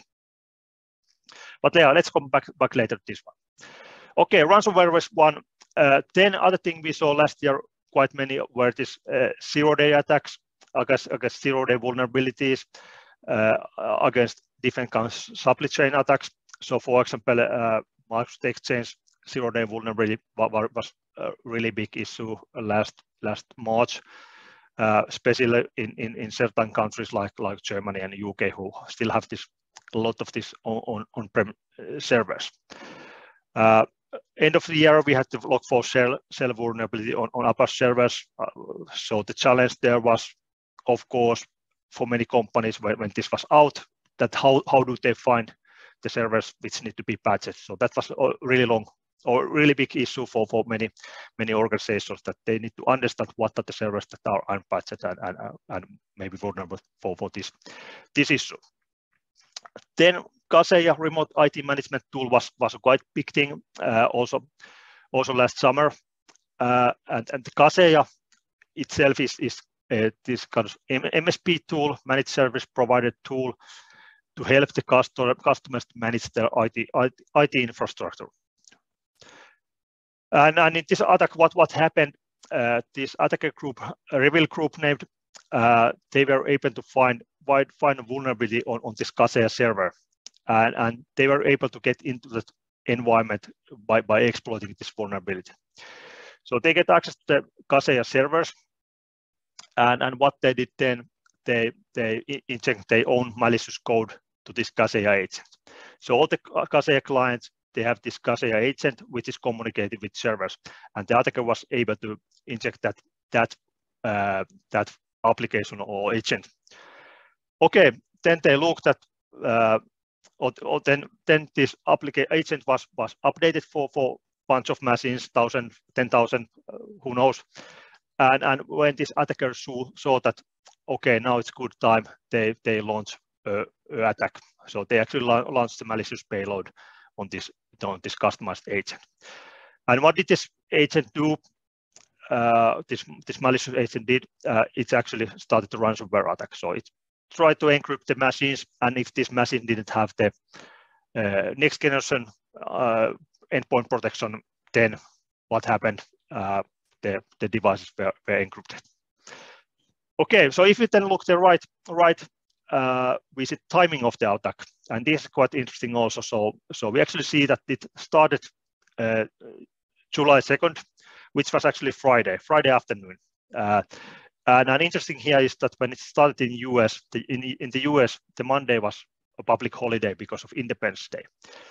And if you think about why do the attackers start the attack at that time, was of course because long weekend coming, IT professional in many cases were or spending their long weekend, and there was no one on the site to react this attack. So attack started. It took much longer time before anyone was able to go and stop that one.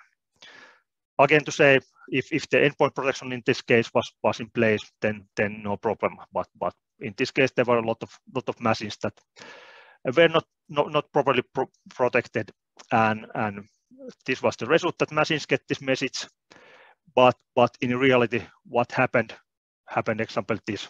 So Coop supermarket chain in Sweden. The problem started. They had to close all their supermarkets in the country. So around 500 stores. The stores were down. for weekend, IT people were restoring the backup, restoring the systems, and cost a lot of money, but got a lot of reputation, cost a lot of extra work. So quite harmful that way. Good. A third example I have here is the mobile, or I want to highlight here mobiles. So we saw last year quite many mobile attacks. Flubot was one. So customer gets or user gets SMS message that you need to download this application, and in worst case the customer will install that one, and this will actually install a malicious software to the mobile device, and then maybe steal the data again, steal the banking information, steal the contacts. So one thing I want to highlight here is that the mobile devices are still in many organizations quite unmanaged. So organizations don't know what mobile device they have, or what mobile device customer users use, what software they have, and so on. And if you think about mobile device, so I go here contacts, I get all the company contacts. I go to mails, I get all the emails X time. I can access company systems. So advice here is to look your systems and take the proper mobile protection and management into place. Good. Let's move forward and think a bit about how to stay protected. So first of all, we need a good cybersecurity ecosystem. So what does the ecosystem mean? It means a system that is able to see overall picture what's happening in the environment. So not just silos, point products, but you get the overall visibility of the whole infrastructure. So one solution for this is of course Sophos, and Sophos Central is our management for all the products. So from the one console we can see what's happening in the network, what's happening in the email, what's happening in the wireless network, what's happening servers, and so on. But this also integrates with third-party solutions. So we have APIs here, so you can query data and bring data from your own solutions. You can also bring here your firewall logs. You can integrate this one with Office 365. You can get the information there. So it's a real ecosystem, meaning that you can integrate a lot of things here and get real visibility for the environment. But if we then move bit for the products itself, so I want to highlight these here because it's quite often confused what is the difference with these and those, and why do we need different products. So endpoint, if we talk about endpoint protection, server protection, mobile protection, so this applies to all. So endpoint protection means that there's so-called next-gen antivirus. So if ransomware comes to your machine and start to encrypt, the endpoint protection should detect that one. And quite often I compare these layers like house. So if you have a house, the endpoint protection are the locks, are the sensors to the doors, windows, and so on. And in our case, the product is called Interstex. And if it's get a step further, we have XDR, so stands for Extended Detection Response. Idea is that we get the visibility to an environment. So like in house example, you get the monitoring cameras, and you can see that okay, there is threat. Somebody got in with his keys, but he is not. He should not be here. So from this camera we can see that, or we can go back in history and look who was there last week when something happened. So this is purpose of XDR. If you come to IT world, if you think about this flow cell. And you need to find the servers which have vulnerable version of the application. It's an easy tool to use that. Run such one query, you get information of all your infrastructure, which servers have this unpatched versions. But the challenge here is quite often that who has time to watch the camera and who has the skills to understand what's happening in the camera. So that's why we also provide the MTR, which stands for Managed Threat Response.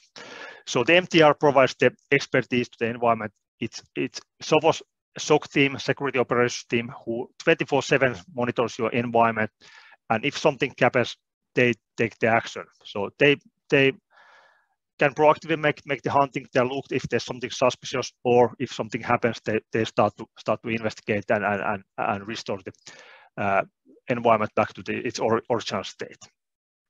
So the big difference here compared to many other vendors is that we take actions. So our team takes actions. It takes actions 24/7. It works there as long as needed. So there is no hourly charging or anything, but everything is included into service.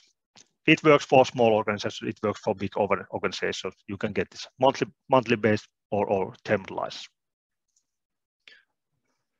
So to summarize this one, the protection, the logs, sensors are the endpoint protection in the stakes. If you want your monitoring camera to environment and you want to monitor the camera yourself, XDR. If you want to team to make the monitoring of the environment and reacting to that one if they see something suspicious, managed threat response. And then we have also service called rapid response in case that you suspect that there's fire on in your environment and you need help for that one. You are using some other solution provider than Sophos, then rapid response is the key here, or tool here, the service here. Good. Running a bit out of time, but last slide here. So a couple of tips for 22. Layers protection, of course, multiple layers, good endpoint protection in place, email protection, because as you think that if you have layer protection, the attacker needs to bypass many layers, and if they fail on the one layer, then the attack is stopped there. Combine technology with human experts 24/7, MTR service. So this example I showed up about the ransomware in which they told that the data has been leaked. So meaning that they have somehow legally come in, maybe stolen credentials or some VPN via VPN connection or via third-party connection, whatever. So they have come like legally inside. But how we can detect there's something strange happening? We need the human eyes. We need the monitoring and understanding that there's something suspicious going on, and we can stop the attack before we get the ransomware. On the right side, some tactical defenses. Take backups, manage your mobile devices, secure your mobile device, understand what device you have in your environment, and that kind of topics. But yeah, I think I need to stop, otherwise I overrun time. Thank you all, and are there any questions at this point? Thank you, Jana. That was insightful, and yeah, you were right on time. So perfect timing as well. Yeah, so tell us, please, is the managed threat response or MTR service suitable for smaller customers? And why should they buy such service? Because it really looks advanced. Yeah, right. Yeah. It's like all other products. You can be a small customer or you can be a big customer. So the same management, same tools work for customers of all size.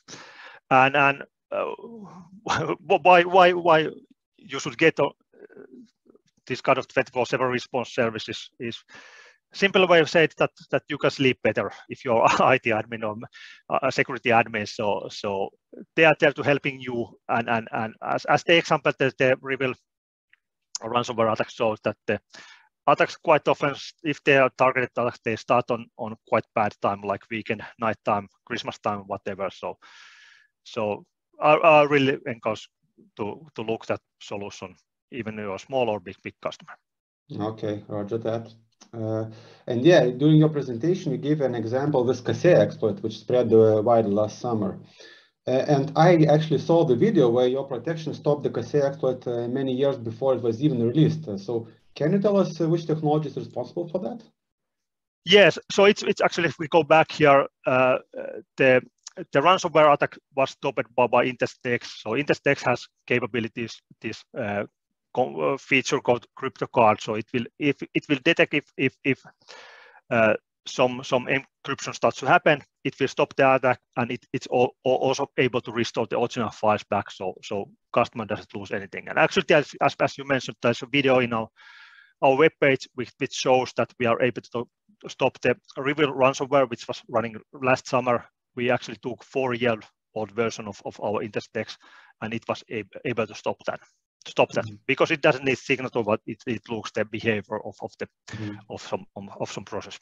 Okay, got it. Yes, and finally, I also noted the Sophos central management dashboard looks very intuitive. And then the question is, so let's say if partner or end customer already own tools for management and reporting, is there a possibility to integrate Sophos with the third-party tools? Yes, absolutely. Yeah. So Sophos Central integrates with third-party solutions. So we have the APIs for Central from which you can manage the solution. You can get the data. You can run XDR queries, get XDR data out of that. And besides of that, we have a separate CM APIs from which you can export the log data to third-party solutions and so on. So yeah, that's correct. Okay, so thank you again, Janne, for your presentation and questions. Thank you.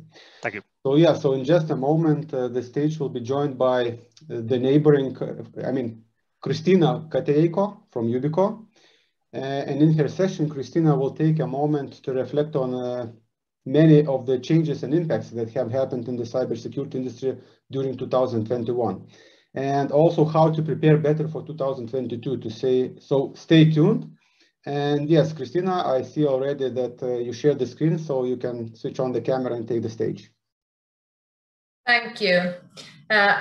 And thank you for inviting Yubico to this session, getting authentication right on how to prevent a phishing attack in 2022.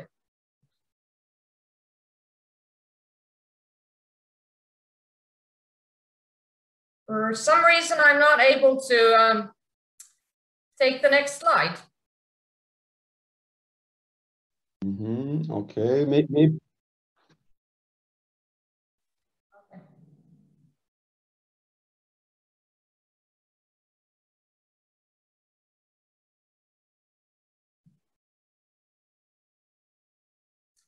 Can I just do that and I ask you to change the slide so that we don't stop here?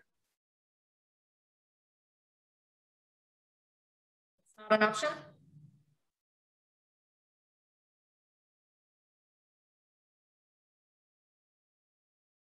Can you change the slide?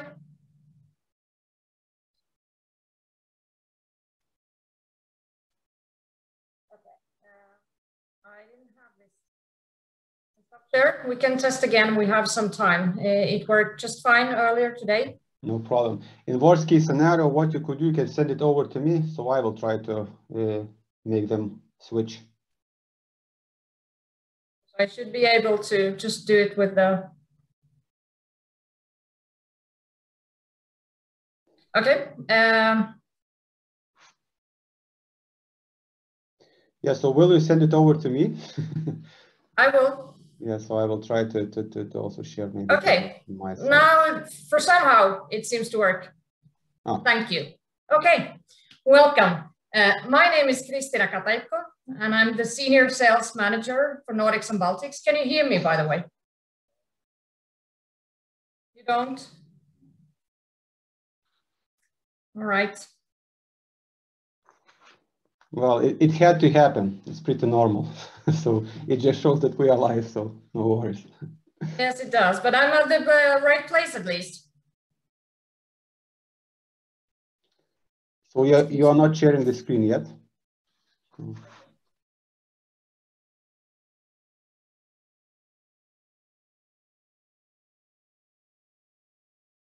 So it's starting, yes. So just slideshow.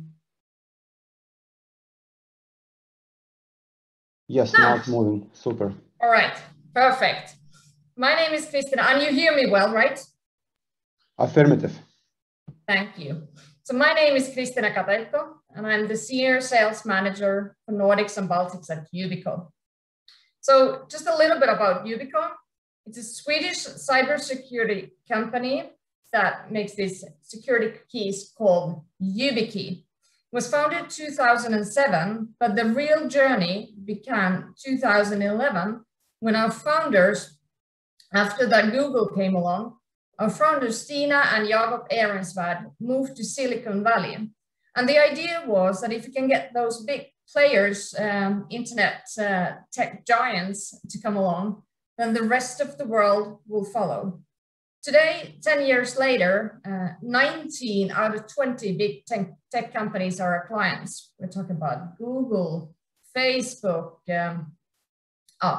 you name it, all of those, but not just them. We have clients in 160 countries. There are a lot of governments, CERN, automobile industry in Germany, etc., etc. But into the topic. So let's start by acknowledging that the past 2 years, we have been living in a very different world than before. What was the new normal 2020 is now just normal. We have been coping with new challenges. Let's take a look at what we've seen in the market. We know that this hybrid work mode will continue, and there is a need for better security. As we have seen in the news, hackers really drive in the time of crisis. According to FBI, there has been a spike in cybercrimes since the COVID situation began, a worrisome trend. Malicious actors look for vulnerabilities in companies, systems, and even people. The dramatic expansion of remote working by schools, businesses, and government agencies in response to the coronavirus is raising fresh questions about the capacity and security of the tools many people use to connect to vital workplace systems and data. As they increasingly log on from home, workers are having to meld their personal technology with professional tools at unprecedented scale. For employers, the concern is not just about the capacity, but also about the employees introducing new potential vulnerabilities into their routine. Whether that's weak passwords on personal computers, poorly secured home Wi-Fi, or a family member's device passing along a computer virus. As workers transitioned from working from home, the threat factors began heightened. A lot of moving parts, places, and technologies. Home networks are generally less secure. And then there's this human error that a lot of speakers have already been talking about. Home networks are generally less secure. Machines are being shared. Some of these emails are very realistically looking, and a lot of people do open these emails. Google stated that they are blocking 18 million coronavirus-related phishing scams every day. And when we talk about phishing, so phishing is a type of social engineering where an attacker sends a fraudulent message designed to trick a human victim into revealing sensitive information to the attacker or to deploy malicious software on the victim's infrastructure like ransomware. Phishing attacks have become increasingly sophisticated and often transparently mirror the site being targeted, allowing the attacker to observe everything while the victim is navigating the site and transfers any additional security boundaries with the victim. So let's take a quick look at a few examples of what out there in terms of phishing attacks. It could be emails offering coronavirus tests at a discounted rate, emails containing lists or updates on cases in your region, and so forth. So these are the threats that arise as digitalization accelerates. So keep in mind, the majority of these emails will be coming from cyber criminals who are looking to convince you to give them personal information. Click on a link that leads to a malicious website or download an attachment riddled with viruses. They will often claim to be from a reputable source. So hackers thrive in crisis. A lot of the problems were just stolen credentials. So stealing credential is a low-hanging fruit. It's easy to execute, low at cost. A lot of time is just the use of passwords. The passwords are the root of evil. We need something better than the passwords.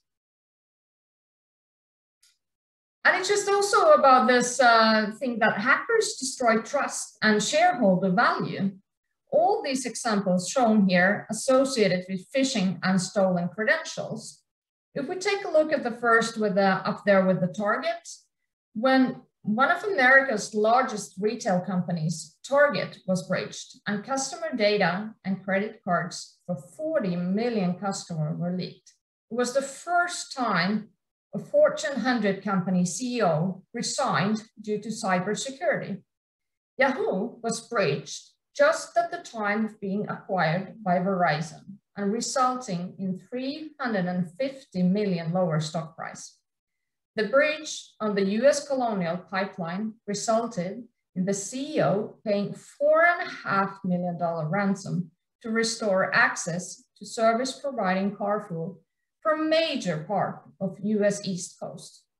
Swedish company Gunnebo was breached, exposing sensitive information for high security buildings in Sweden. After Finnish Vastaamo healthcare clinic was breached and sensitive patient records were exposed on the internet, the 3,000-man company had to file for bankruptcy. But also, I come originally from Finland, and I have several friends that were affected by that. And so imagine a lot of times in the cybersecurity, we say that, oh, hackers don't go after the ordinary man on just one person, it's these robots. But this time they really did. So they're sending these, oh, pay this and this much of Bitcoins or we'll leak this to the internet. And they did. So imagine the horror when you've been talking to a therapist and not telling about your problems, but maybe your loved ones or family members, your job, and suddenly it's out there in the internet for everyone to see. So this is really a national trauma in Finland. So 80% of the hacking related breaches use stolen credentials. And again, why? Because it's so easy. So there's clearly a growing need for strong multi-factor authentication called MFA. YubiKey solves the authentication paradigm. Traditionally, high level of security has become with some trade-offs. It's not easy to deploy, it's quite expensive, it's special equipment if you talk for smart cards. And on the other hand, on the other scale, where we have static passwords, I mean, they're not secure at all, barely above the bar. It's easy to adapt and all that, but it's not secure. And then we have some other things in the middle. As I mentioned here earlier, so Google was one of our first clients. And they've been using YubiKey, but they also had some other tools. And they wanted to find out what would be the ultimate tool. And they did this study with 350,000 real-life cybersecurity hacking attempts. And what they found was that YubiKey was 4 times faster on the mobile apps. And in a company like Google, time is money.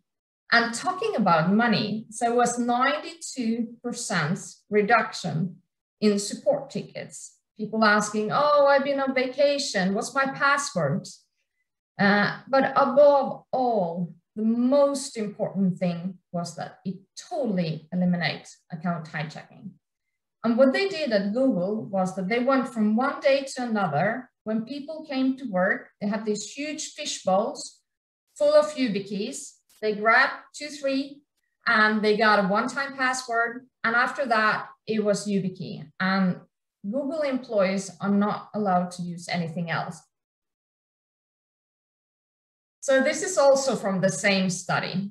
We usually say that all MFA is better than no MFA, but not all MFA is created equal. So you can see here that all these other options had some security risks, whereas YubiKey was the only thing that was 100% secure. Let's take a look at one other case where a breach where YubiKey could and would have stopped this. So just a backdrop if you're not aware of the story. On July 15, 2020, a 17-year-old hacker and his accomplices breached Twitter's network and seized control of dozens of Twitter accounts assigned to high-profile users. For several hours, the world watched in horror while these hackers carried out a very public cyber attack by seizing one high-profile account after another and tweeting out these double Bitcoin scams. The hackers took over the Twitter accounts of politicians, celebrities, entrepreneurs, including Barack Obama, Kim Kardashian West, Jeff Bezos, and Elon Musk, as well as Twitter accounts of several cryptocurrency companies regulated by the New York State Department of Financial Services. And for several hours, Twitter seemed unable to stop the hack. The implication of the Twitter hack extend far beyond this garden variety fraud. There are well-documented examples of social media being used to manipulate markets and interfere with elections, often with the simple use of a single compromised account or a group of fake accounts. In the hands of a dangerous adversary, the same access obtained by hackers, the ability to take control of any Twitter user's account, could cause even greater harm. The Twitter hack demonstrates the need for strong cybersecurity to curb the potential weaponizing of major social media companies. As I've said before, MFA is critical, but not all MFA methods are created equal. Twitter used application-based MFA, which sent a request for authentication to an employee's smartphone. This is a common form of MFA, but it can be circumvented. During the Twitter hack, the hackers got past MFA by convincing the Twitter employees to authenticate the application-based MFA during the login. The most secure form of MFA is a physical security key or hardware MFA, involving a USB key that is plugged into a computer to authenticate users. This type of hardware MFA would have stopped the hackers, and Twitter has now implemented it in place of application-based MFA. So strong authentication best practices. So let me introduce you the YubiKey. It is designed that it's going to be in your keychain, because all those smart cards and other devices, it's so easy that you just forget it at home. But people don't usually leave their home without their keys. It's very robust. It's practically unbreakable. It's been run over by a car, in the washing machine. People have been diving with it. It just works. It doesn't need a battery, no electricity, and it works year after year.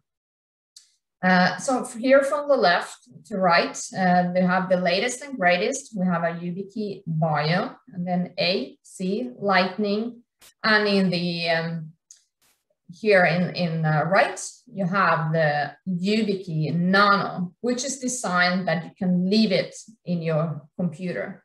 And by the way, as I mentioned here with Google, so a former colleague of mine, she didn't know that she was using YubiKey until she started here. She had been working at Google. It was just something that she touched every morning, and then she was logged on. So it's very easy to use, and like I said, depending on how you would like to have it. So if there's a key, there needs to be a lock. This is just an example, a fraction of all those 700 and plus applications that support YubiKey. You can use it in all devices, Windows, Mac, Linux, tablets, mobile, you name it. And as you can see, there are a lot of these that can be used professionally and private. And people often ask us that should our employees use them privately on their free time? And that's something that we really encourage because it becomes a habit. So these are some common situations where YubiKey improve operations. Usually, our clients start with the privileged accounts. They want to ensure that those very high-end people, it can be C-level, admin, that they are secure. Then people ask, well, we have Microsoft Authenticator. Isn't that enough? And in many cases, it is enough. As I mentioned here before, it's not 100% secure. It's not what it's called unphishable, but it's, again, all MFA is better than no MFA. But it's also in a lot of cases, mobile is not an option. It could be in mines or factories or secure call centers or nuclear power plants, you name it. There are a lot of places where mobile authentication is just not an option. Then we have the shared workstations. That is a lot in schools and healthcare. People being, sharing what's the password? That's not secure. Then remote workforce, maybe not that big of an issue in the Nordics and Baltics, but before COVID hit, in many countries, I mean, that's like none heard of. And suddenly from one day to another, we wanted to have the same security when people work from home. And office workers, as I mentioned here with the Google case, it was just 4 times faster. It's easy to use. And when it's easy to use, people use it. And then third-party users such as consultants, and finally, the end users. This is what I wanted to tell you today. You're more than welcome to contact me and ask more questions. But maybe, Paulius, maybe you have a question as well. Definitely. I do with everyone, and since we saved some time, so let's have a discussion. Well, first of all, I would like to say that, yes, thank you for the presentation. I believe it perfectly illustrated how, in general, simple measures can save you from really sad consequences. And also, we are living proof of that because, yeah, naturally, we're using Yubico internally. And we use it at such extent that actually it's controlling our physical access even to the building. So we access the building, then access our workstation, and then the applications online using just one YubiKey. So it's really convenient as well. So we don't use any passwords, nearly any passwords anymore. But yeah, coming back to the discussion maybe. So what would be your top information security recommendations for 2022? What we say at Yubico, first of all, the zero trust architecture needs to be primary initiative for companies. I mean, we talk about the SolarWinds incident and the Log4, it's been mentioned here, and highlighted that it's extremely critical.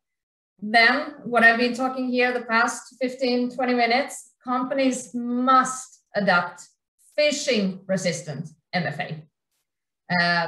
As someone else, I guess it was Janne who had his presentation here about what the President Biden had, the presidential act that was signed last May, that all US government needs to have phishing resistant MFA in place within a year. And yes, so that's extremely important. And then companies need to get over the fear of the cloud. When used appropriately, many of these large organizations, these threats that large organizations are struggling with today, like ransomware and business email compromises, are largely mitigated.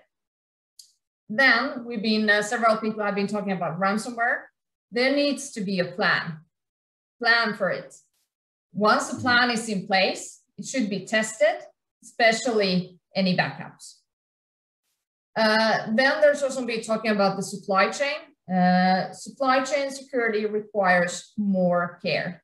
In 2021, the SolarWinds incident, we previously talked about the Coop case that cost them tons of money, and it wasn't so-called their fault. So all these vulnerabilities not only reminded us how fragile our supply chains are, but also highlighted that businesses' critical and highly sensitive system still have the ability to connect to untrusted systems on the internet. And then finally, user privacy will continue to be a focus for regulators. Gartner recently predicted that by the end of 2023, modern privacy laws will cover the personal information of 75% of the world's population. Mm-hmm. That's a lot of people. So companies must be protecting regulated information throughout its life cycle and not just a one-time thing. Mm-hmm, mm-hmm, mm-hmm. Okay, perfect. Perfect. So yeah, so I hope people are making the list and putting the check marks, what's done, what's not. Okay. Yeah, so yeah, thanks again, Christina. It was a nice presentation, very clear, and thank you for your comments as well. Thank you. So we are arriving at the last but not least presentation of our annual kickoff event, and the final session will be hosted by our own team member, Egle, who is managing our internal spin-off product for cybersecurity awareness education, Responsu. Also, I believe that Egle's presentation will be a very nice transition from what Christina was telling about. She was emphasizing phishing. So yes, so when we talk about cybersecurity awareness, so phishing is one of the threats people should be aware about and know how to react, but there are, of course, more. But yeah, but I will let Egle talk about how to build an efficient cybersecurity culture within your organization that works. So Egle, if you're ready, please take it away.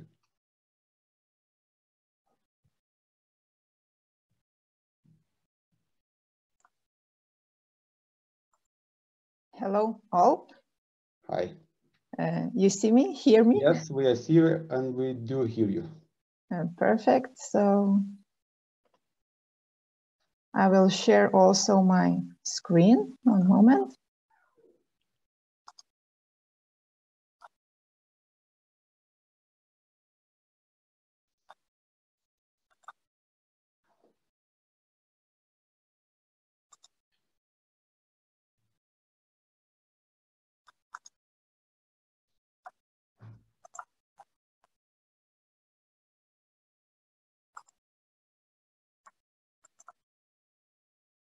Yes, we can see your screen.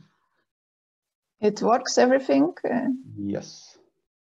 You just need to enter the full screen mode, I guess. Yes. Yeah, now it's perfect. Now it's perfect. One moment. Let's go back. I will set mine.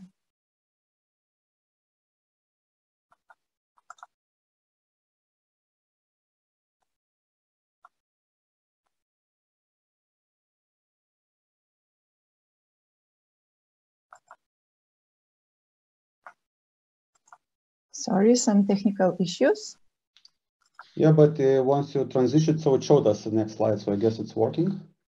Yes, but I can see my notes. So, one moment, I have to.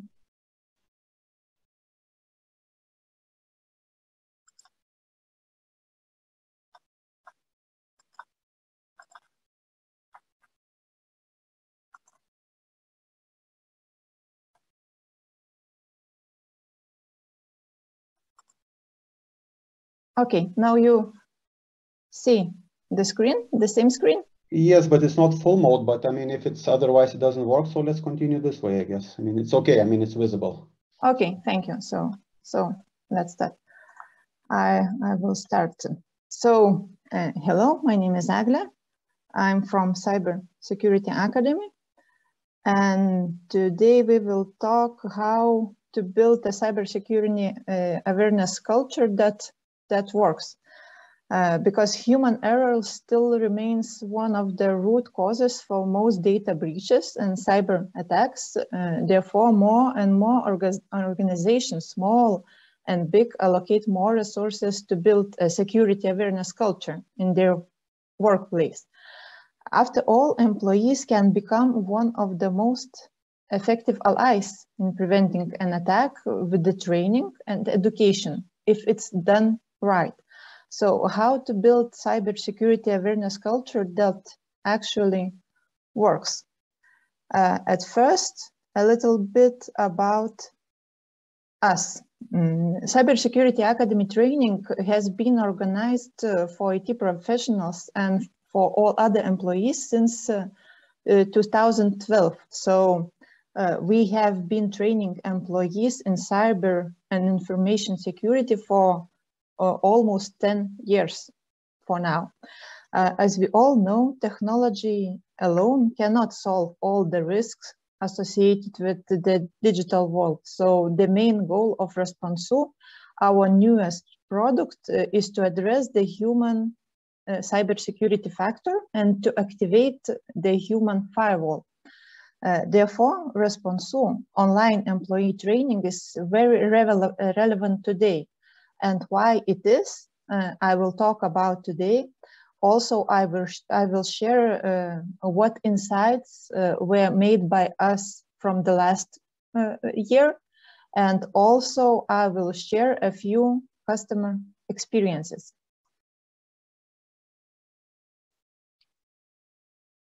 So, remote work is still very relevant. People are working from home, where most office security measures are still not applied. Companies give people far more access to more systems and more sensitive data when working from home. With this access comes more technical challenges because people are in many ways having to become their own help desk, let's say. For example, people must learn to securely share files using different tools. And with these tools, while these tools may be easily for some of us, they are often confusing for many others. So people are overwhelmed, and we need to limit what we ask of them. We need to keep security as simple as possible for all employees. And not only people far more likely to listen and change behaviors, but behaviors are the same both at home and work. The top indicators for the phishing attacks are the same, regardless we are working at work or at home. Strong passwords are the same for work and for home. So updating all systems, it's important as at work as at home. So we have to focus on how people personally benefit, and they are far more likely to listen and change. So we need to keep security training as simple as possible. And here we can offer our solution here, online cybersecurity training platform. Responsu is a solution that keeps all training content organized and up to date in a single place, accessible from anywhere. So employees can work from home and at the same time access their own cybersecurity trainings. Therefore, you don't need to bring all employees together in one place simultaneously, which is not even very possible in the current situation. So Responsu is incredibly convenient and user-friendly, especially when you're working remotely, both for administrator and for the learner.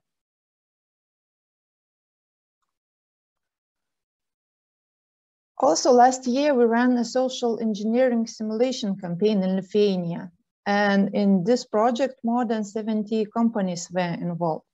I think colleagues will share the results of this company on the chat, so you can download it and review it. And we also ran some individual campaigns with our partners for our clients. And the results of these campaigns allowed us to make another insight, that security awareness training, especially Responsu training, works.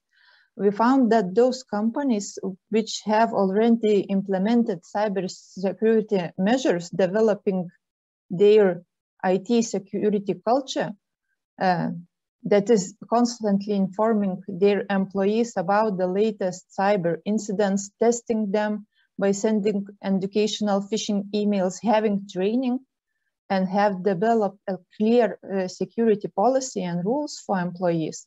Their results are outstanding. And for some clients, during those testing campaigns, everything works like from the book. After receiving a suspicious letter, the employee informed responsible staff. They took action, informed other colleagues, and appropriate technical measures. So this is another example of how training works. We have already planned similar social engineering campaign for this year. The information will appear soon, so we will share this information with you. It's only scheduled in Lithuania now, but as we receive requests, it may be possible to execute it also in Latvia this year. What's more? Regulations. The statistics clearly show that in 2021, data breaches and related fines have increased in the European Union. This is becoming more and more relevant for our region also. Let's say regulations started to work, as I can say. So to reduce the number of human errors that lead to those data breaches, organizations should start implementing employee security awareness training programs. And the Responsu, our training platform, here can really help. Using this tool, you can constantly educate your employees and provide real-time reports according to the selected criteria during the audits. Also, GDPR regulations and other regulation, there is a provision that employees must be educated and informed about IT and information security continuously, at least once a year. And those regulations are only increasing, so Responsu could help you achieve compliance related to employee awareness.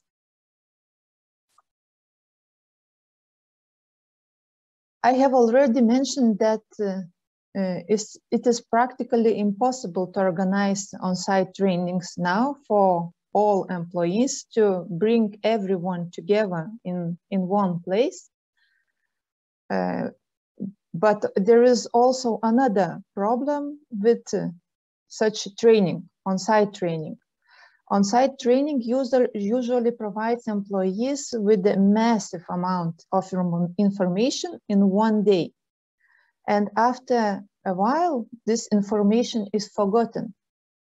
With the Responsu cybersecurity training platform, you solve it easily because employees can learn continuously at their own pace.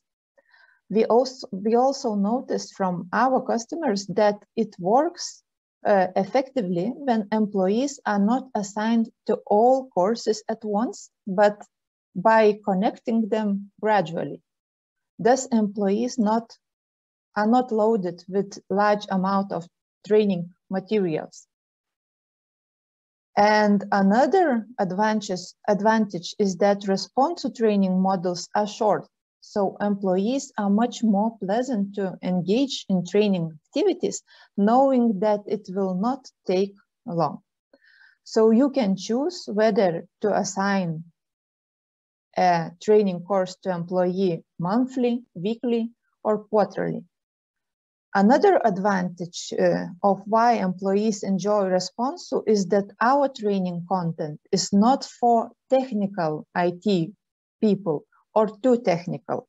It is especially prepared for all employees, presented in an easy and attractive format, so it's very easy to absorb. So what's more?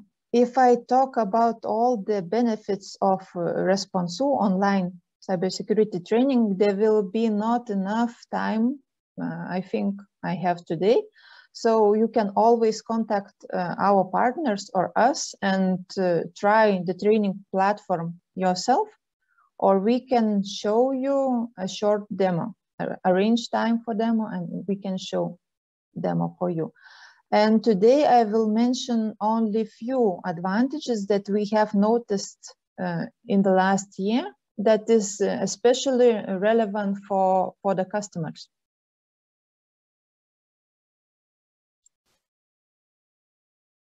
So the content, our content is prepared for our region. Examples are selected and advice is prepared based on situation our customers face or phishing emails received. Because we are all already advanced a bit, and letter from Nigerian prince or if information on health insurance, which is relevant only in USA, definitely causes suspicion for us, and sometimes even a smile. But if we get an email from local bank where the email template is almost identical to the real one, we must be very carefully, because only small details could help us recognize a threat. Therefore, relevant advice and examples tailored to our region are one of Responsu advantages that our customers are delighted with.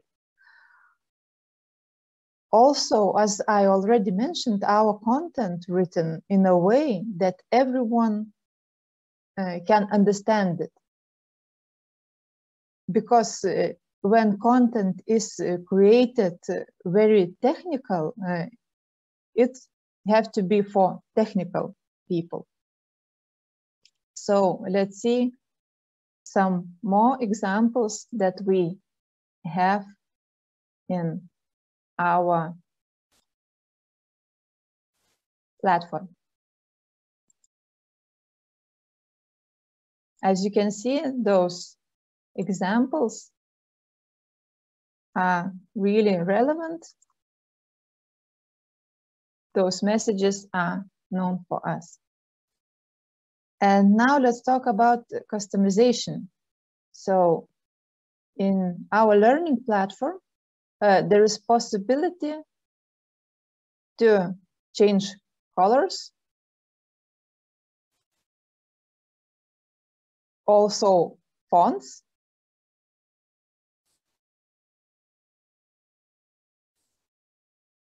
backgrounds, and all can match your branding, your company philosophy.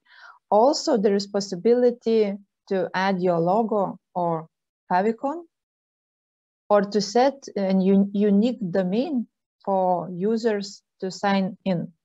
So there is one more advantage and feature of our training platform. And also worth to mention is automatization.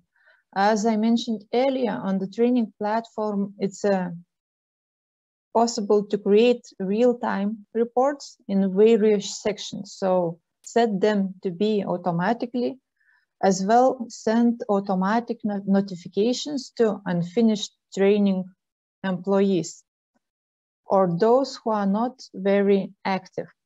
Also, there is possibility of single sign-on integrations and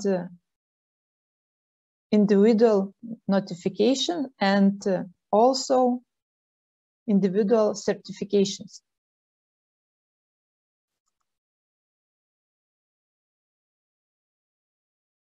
I also want to emphasize that our Responsu training can be delivered both as MSP, monthly service, and an annual subscription. So you can contact us, and then we or our partners can help you decide which option fits you more. If you do not want to assign a person to administer the training platform, but you want it to be provided to you by our partner, and then pay them monthly for the services executed, the MSP option would be more suitable for you.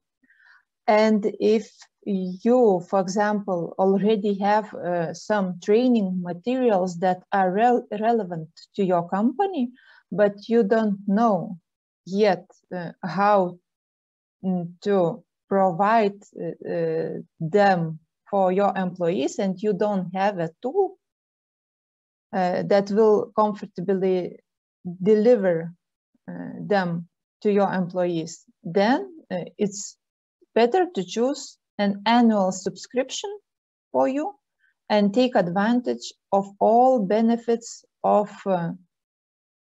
learning management system, which is integral part of the Responsu training platform. Also, worth to mention that our content consists of topics like phishing, secure passwords, secure work from home, short GDPR guide, and those topics are basics of cybersecurity, what all employees have to know.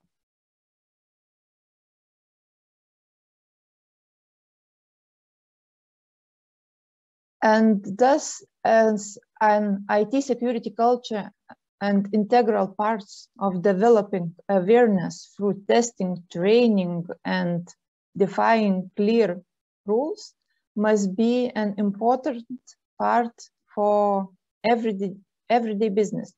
You, your customers, their data, and company information can only be truly protected when technical and human vulnerabilities are addressed. Therefore, trained staff can detect and prevent social engineering and other attacks.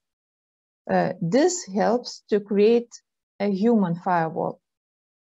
And let's not forget, IT security is the responsibility of all employees. So help it develop with Responsu. So that's it. That is my short presentation today. So if you have any questions, please ask. And as I already mentioned, you can ask for demo and other information from us. Okay, thank you, Egle. So yeah, so if there are any questions, so feel free to send those questions to the chat, so our colleagues will pick it up and answer to these. But yeah, so, and I would like also to ask from my side, so, well, there are quite a bit of those competitive solutions to Responsu in the market worldwide, yeah. So how would you distinguish Responsu platform if we compare it with other IT security e-training solutions?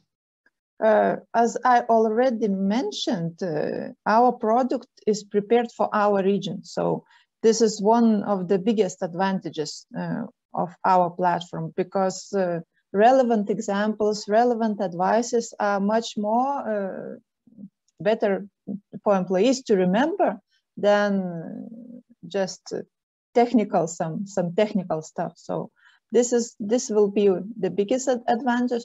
Also, there is a lot of LMS features in our training platform. So as I mentioned, if customer wants a subscription, they can use those features, LMS features, for their other content, not only IT security training. So okay, super.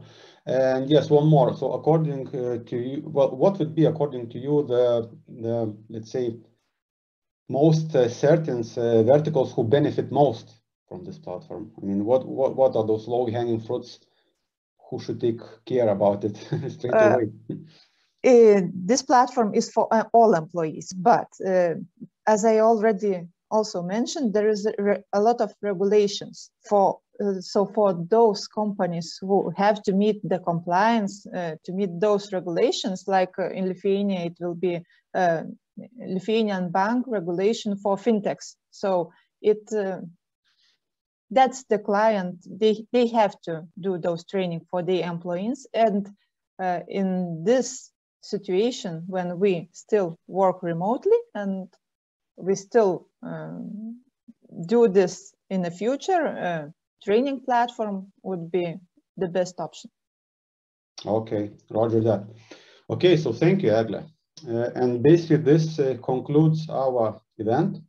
So I mean, we finished a bit earlier, so you will have a chance to jump to the track number 2, maybe to hear a thing or two what is happening there on the also most likely last speech. But yeah, so what I would like to thank you everyone for being with us today. I strongly believe that it was useful and will help our partners to help their customers to be more cyber secure in 2022.